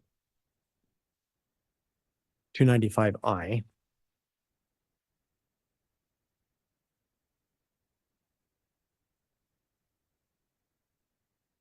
And why did you take that photo? I took this photo because it was a little bit closer up of her face where you can see some blood around her nose and mouth, and then some more purple discoloration in the middle of her ear. When you say blood around her nose and mouth, is that in reference to the sputum or some other source of blood? It's in reference to the sputum. Does this picture document from your perspective, which direction you believe that sputum had been flowing from her? Yes. Can you explain to the jury what you believed it shows? It shows that it flowed down the left side of her face. And did you find that at the time to be consistent with the way that Mr. Daybell had explained that she had been positioned in the bed and fallen out of the bed? Yes.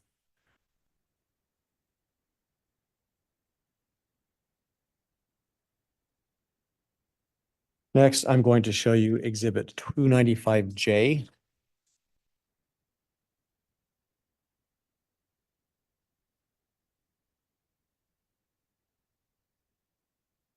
Why did you take that picture?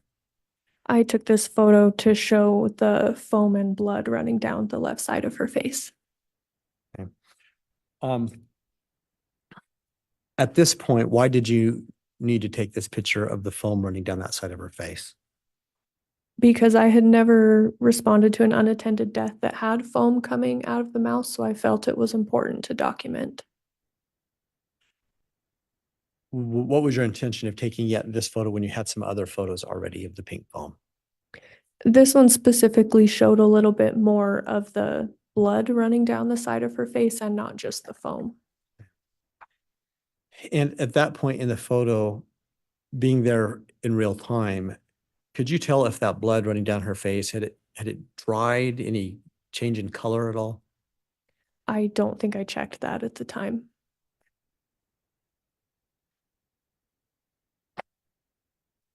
Next, I'm showing you 295K.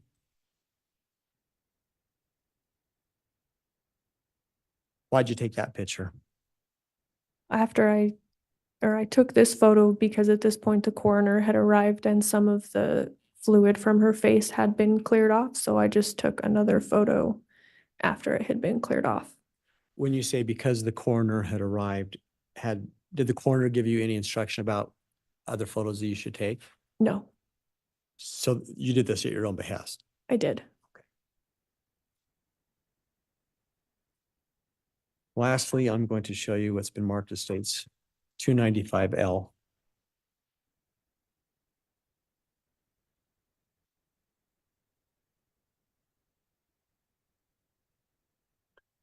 Can you please explain to the jury, please, why you took this photo? I took this photo because at this point she had been moved to the mortuary and some time had passed. And so I took this photo to show some bruising and color changes that had happened on her skin. When you say bruising, can you identify in that photo where you believed the bruising had identified itself? Yes, on the top of her forehead showed a little bit more bruising, as did her mouth and her neck, chest area.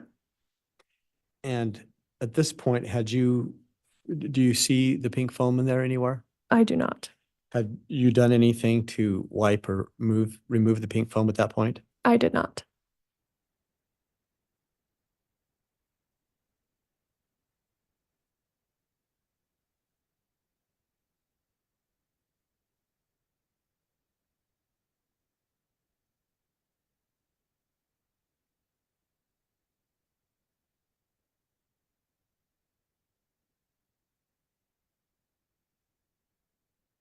Based on your observations, did you check Tammy's body to see if it was cold? I did. And the result? Her body was colder than the room temperature when I checked it. Did you notice whether or not she had rigor mortis set in? I did. Her body was stiff, which is consistent with that being set in from my experience. In addition to noticing the pink sputum and what you thought was bruising, did you notice anything else on her body at any point? I did. What'd you notice? After the coroner arrived and we had moved the blankets off her body, I did notice lividity on the back of her legs and on the lower back as well. Can you explain to the jury, in case they don't know, what does the word lividity mean? Lividity means when you pass, the blood in your body will pool to the lowest part and cause kind of reddish bruising, which is referred to as lividity. And once again, where did you identify that lividity? On the back of her thighs and on the back of the small of her back. From your perspective, what did that tell you? That told me from my experience that she would have been lying on her back for a significant amount of time after she died.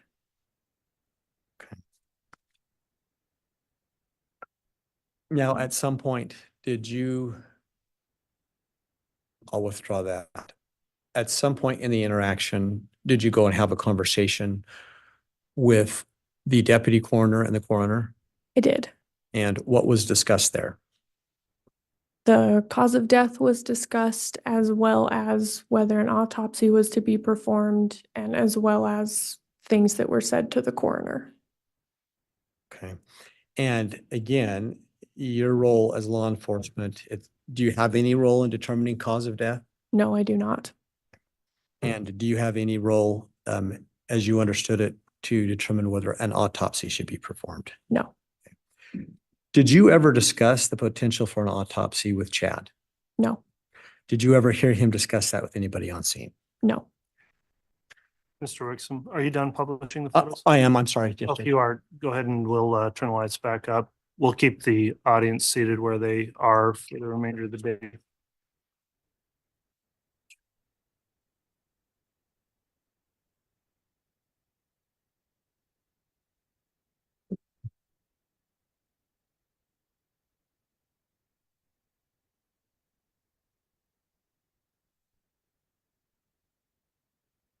So I think just the last couple of questions, ma'am. Did you eventually do any kind of medication check at that home? I did. Did you determine whether or not you believed Ms. Daybell had been on any medications? Yes. What did you determine that she was on?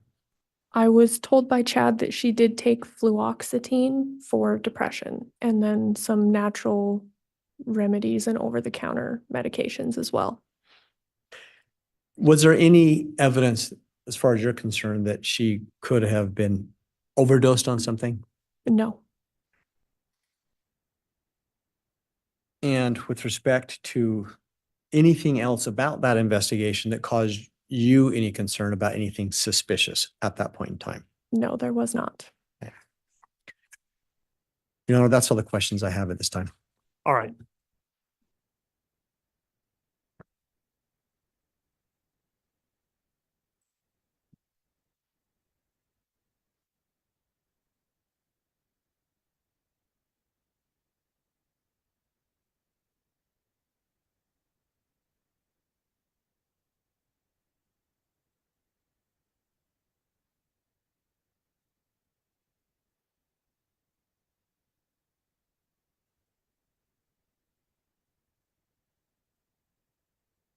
I'm going to do it over this. That's fine.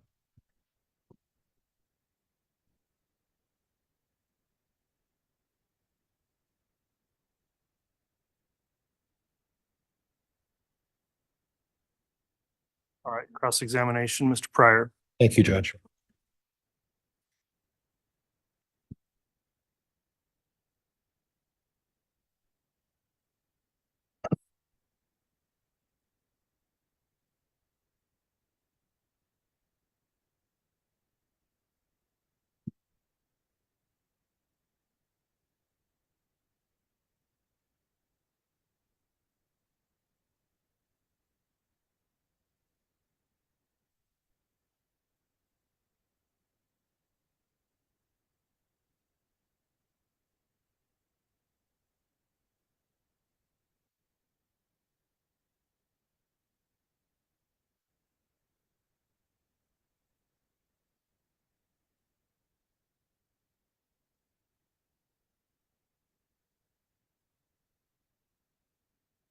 Officer Greenell,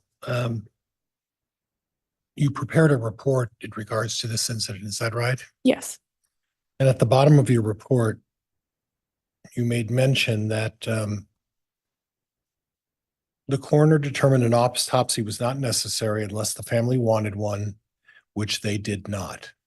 Correct. So from what I read from your report was that you discussed the option of whether an autopsy would be performed, and the coroner determined that it wasn't necessary. And then subsequent to that, the family decided they did not want an autopsy. Would that be fair? Yes. Okay, thank you. Now, I also noted, did you have a chance to talk to Brenda Dye and Cami and Deputy Coroner Wilmore about this case in detail? At the scene I did, yes. Okay, did you discuss the fact that there were some old bruises on Tammy's arms? Yes. And that, were you aware that Coroner Dye made note of that they were old, from some time before this incident, bruises on both of her arms as well, correct? She just testified to it, Judge. Overruled. The fact that Miss Dye noted in her coroner's report that there were old bruises on her arms, correct? I wasn't aware if she knew the age of them.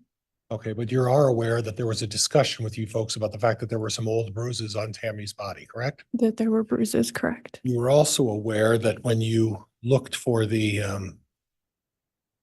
medication, you saw the it's Prozac, right? Fluoxetine? I'm not sure what the generic is. Okay. Acetaminophen, right? Some ibuprofen? Correct. Vitality extracts, which are, like non-traditional medication, correct? Correct. And like essential oils. Like essential oils that she would use. And then Chad talked to you a little bit about the fact that she was experimenting with essential oils as well, right? Correct. Okay. And then some extra strength acetaminophen. There was also some cough medicine that was found there as well, correct? Yes. And that's important because when Chad first spoke with you, he said that she was having coughing fits, right? He did. And you were able to confirm the fact that there was cough medicine as part of the medicine that was at the table at least at that evening, correct? Correct. You weren't able to tell whether she took it or not that night, but clearly on her side of her bed, there was cough medicine, right? Correct. Okay. And then again, some essential oil. What is essential oil respiratory blend? I don't understand what respiratory blend means when it applies to essential oils. That's what the bottle was labeled. Did you happen to look into what that's for? I did not. Well, the word respiratory implies to me that there has something to do with breathing. You didn't look any further than just noting that it was it was some respiratory essential oil. Correct. Okay. And then below that one, you put a note that there was also a supplement for bruising and sore muscles.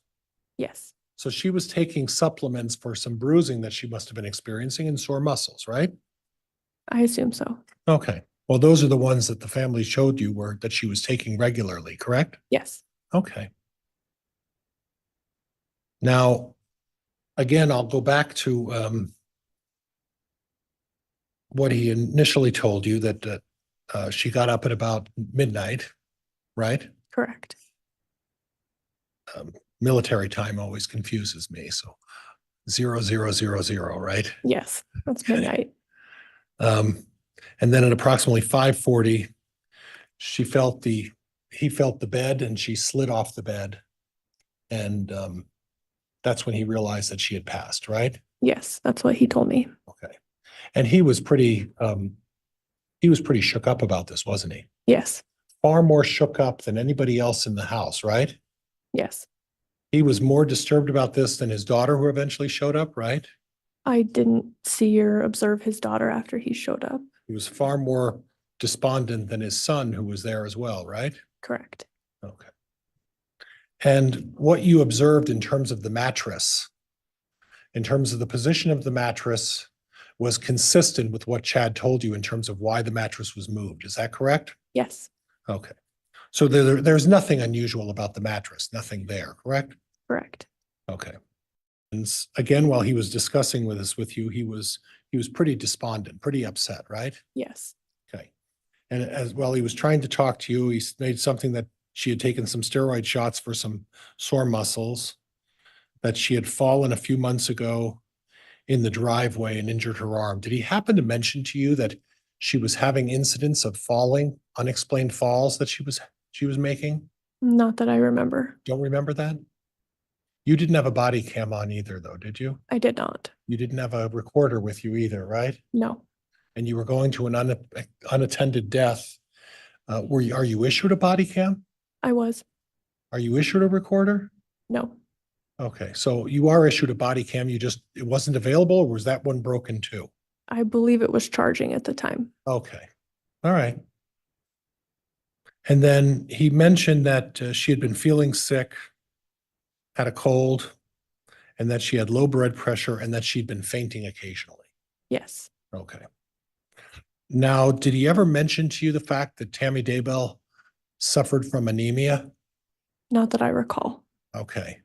When you looked at the pink foaming, did you happen to do some research on what causes that pink foaming? I did not. Okay, so you're not aware of the medical condition someone would have that would cause their mouth to foam at the mouth, right? I'm not. Okay.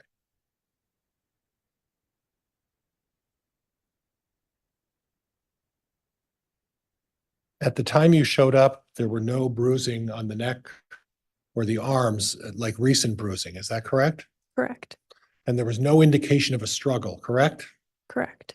And there was nothing in the position of the pillows or the sheets or anything in the bedroom that would indicate there was any sort of a fight, struggle, or altercation within that bedroom. Is that right? Correct.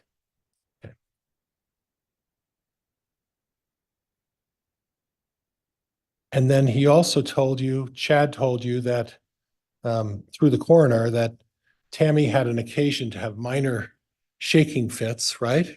He did say that to the coroner, not to me though. With seizures, right? I'm not 100% certain what he said. And then were you there to talk to the daughter, Emma?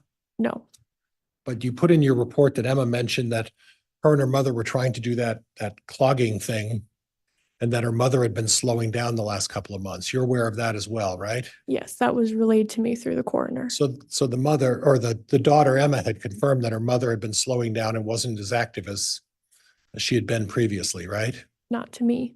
Okay. But Chad did talk to you about significant fainting, seizures, a number of maladies, right? He had mentioned fainting. He didn't mention seizures to me though.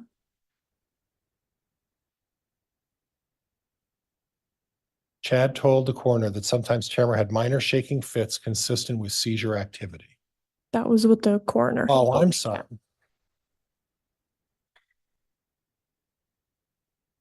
Okay. Okay. So at this point, after this was done, it was the determination made that it was not a homicide or any foul play as a result of this, correct? I'm not sure exactly what the determination was that was made by the coroner. Okay, and we'll get to that with the coroner, but from your pictures and your assessment, it didn't appear that there was any foul play from the pictures that you took. Is that correct? Correct. Okay. Judge, I have nothing else. Thank you. Any redirect? Just a few, Your Honor, a few questions. Very well.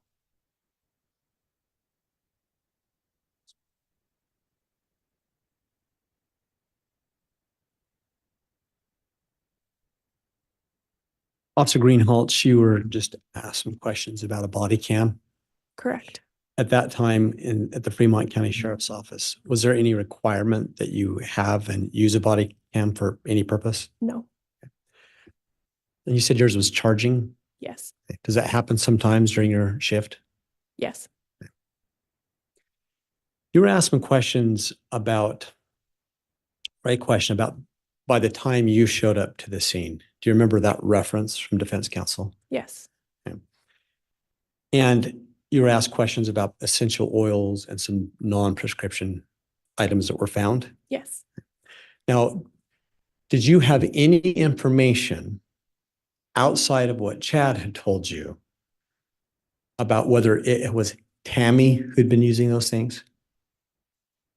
Not outside of what Chad had told me. Did you have any information other than what Chad told you about how long those items had been in the home? No.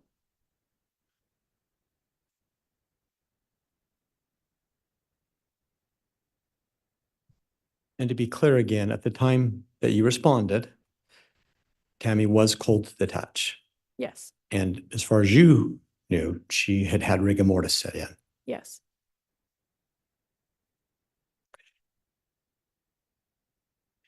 You were just asked questions about having been told by Chad, the coroner having been told by Chad that Tammy had been having seizures. Remember that question? Yes, I do. But to be clear, that was never told to you directly. That's correct. So then is it accurate then that Chad told you some things and then told other things to the coroner? Yes. Your Honor, I don't have any further questions. All right, thank you. That will conclude then the testimony of this witness. Is the state intending to recall Officer Greenhouse? I'm sorry. Will the state be recalling the witness?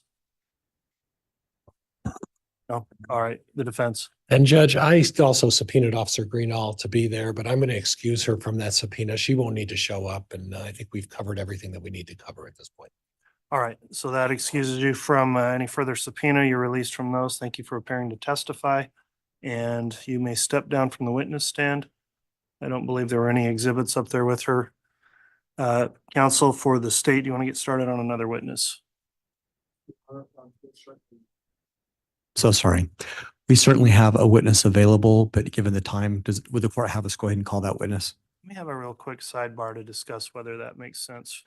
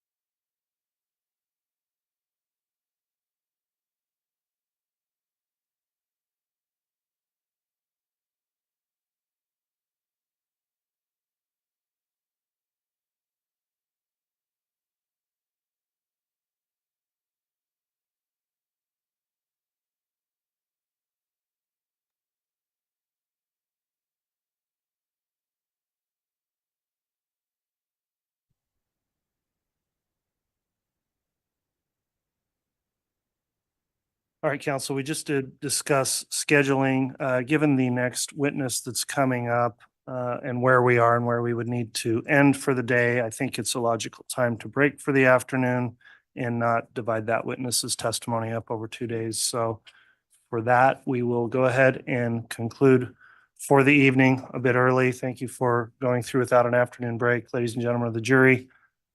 We are going to conclude then. We'll continue tomorrow morning at 8:30 with additional testimony on the state's case in chief.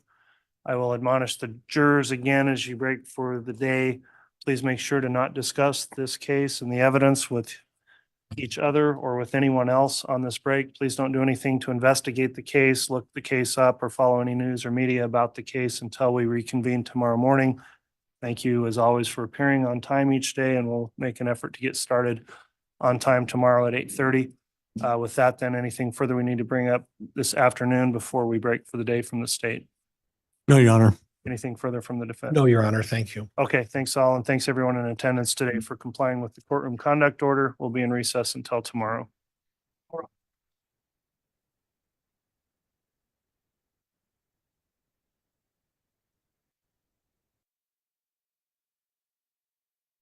Switching to Shopify helps you sell smarter at every stage of your business. Take full control of your brand with your own custom online store. Wow, looks amazing. Find more customers with our easy-to-use marketing tools. Piece of cake. And let the best converting checkout on the planet do its thing. Whatever your stage, businesses that grow with Shopify. Switch to Shopify today for a $1 a month trial at shopify.com/YouTube audio. Shopify.com/YouTube audio.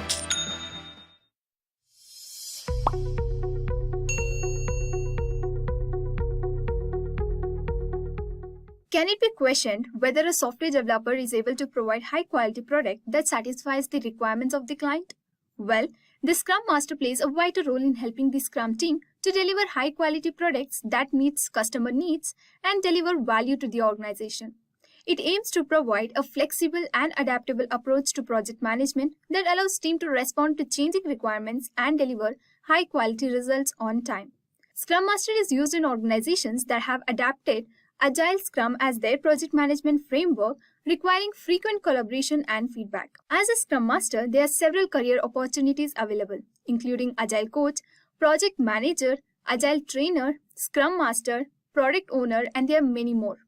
With the growing popularity of Agile and Scrum, these opportunities are only going to increase in the coming years. As a Scrum Master, you can expect to earn a competitive salary. From Glassdoor's salary estimates, as of April 2023, in the United States, the average salary for the Scrum Master is around $115,944 per annum, whereas in India, it is 14 lakhs per annum. So, if you also want to advance your career in Scrum Master, then take up the Certified Scrum Master Certification Training Bootcamp by Simplilearn and master those necessary skills. This certified course is focused on providing an improved understanding of Scrum methodologies and their implementation. Check out the link in the description for more details. On that note, hey guys, welcome to this Scrum Master Bootcamp by Simplilearn. In this bootcamp, we will start off by understanding what is Scrum, followed by a Scrum board. Next, we will move on to the topics like Scrum Master roles and Scrum meetings. Then we will have a look at the difference between Scrum and Kanban. We will conclude this Scrum Master Bootcamp by discussing the essential interview questions and answers of the Scrum Master to help every individual crack an interview. Over to our training experts. Hi, welcome to Scrum tutorial from Simplilearn. I am CMR Chandra MR, a professional consultant and coach who is certified Scrum Master, PMP, Prince2 practitioner, ITL4 managing professional, DevOps and COVID-5. As part of this tutorial, we are going to understand the basic understanding requirements of Scrum, the Agile methodology. So let us look at a problem scenario. What was there in the absence of adoption of Agile in any given environment? So in the given scenario, there is a problem expressed. So we have a problem. Our consumer doesn't like our product. We will have to make changes immediately.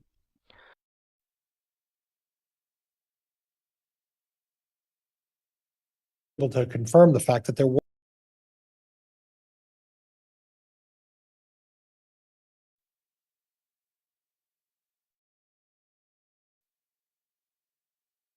Like he said.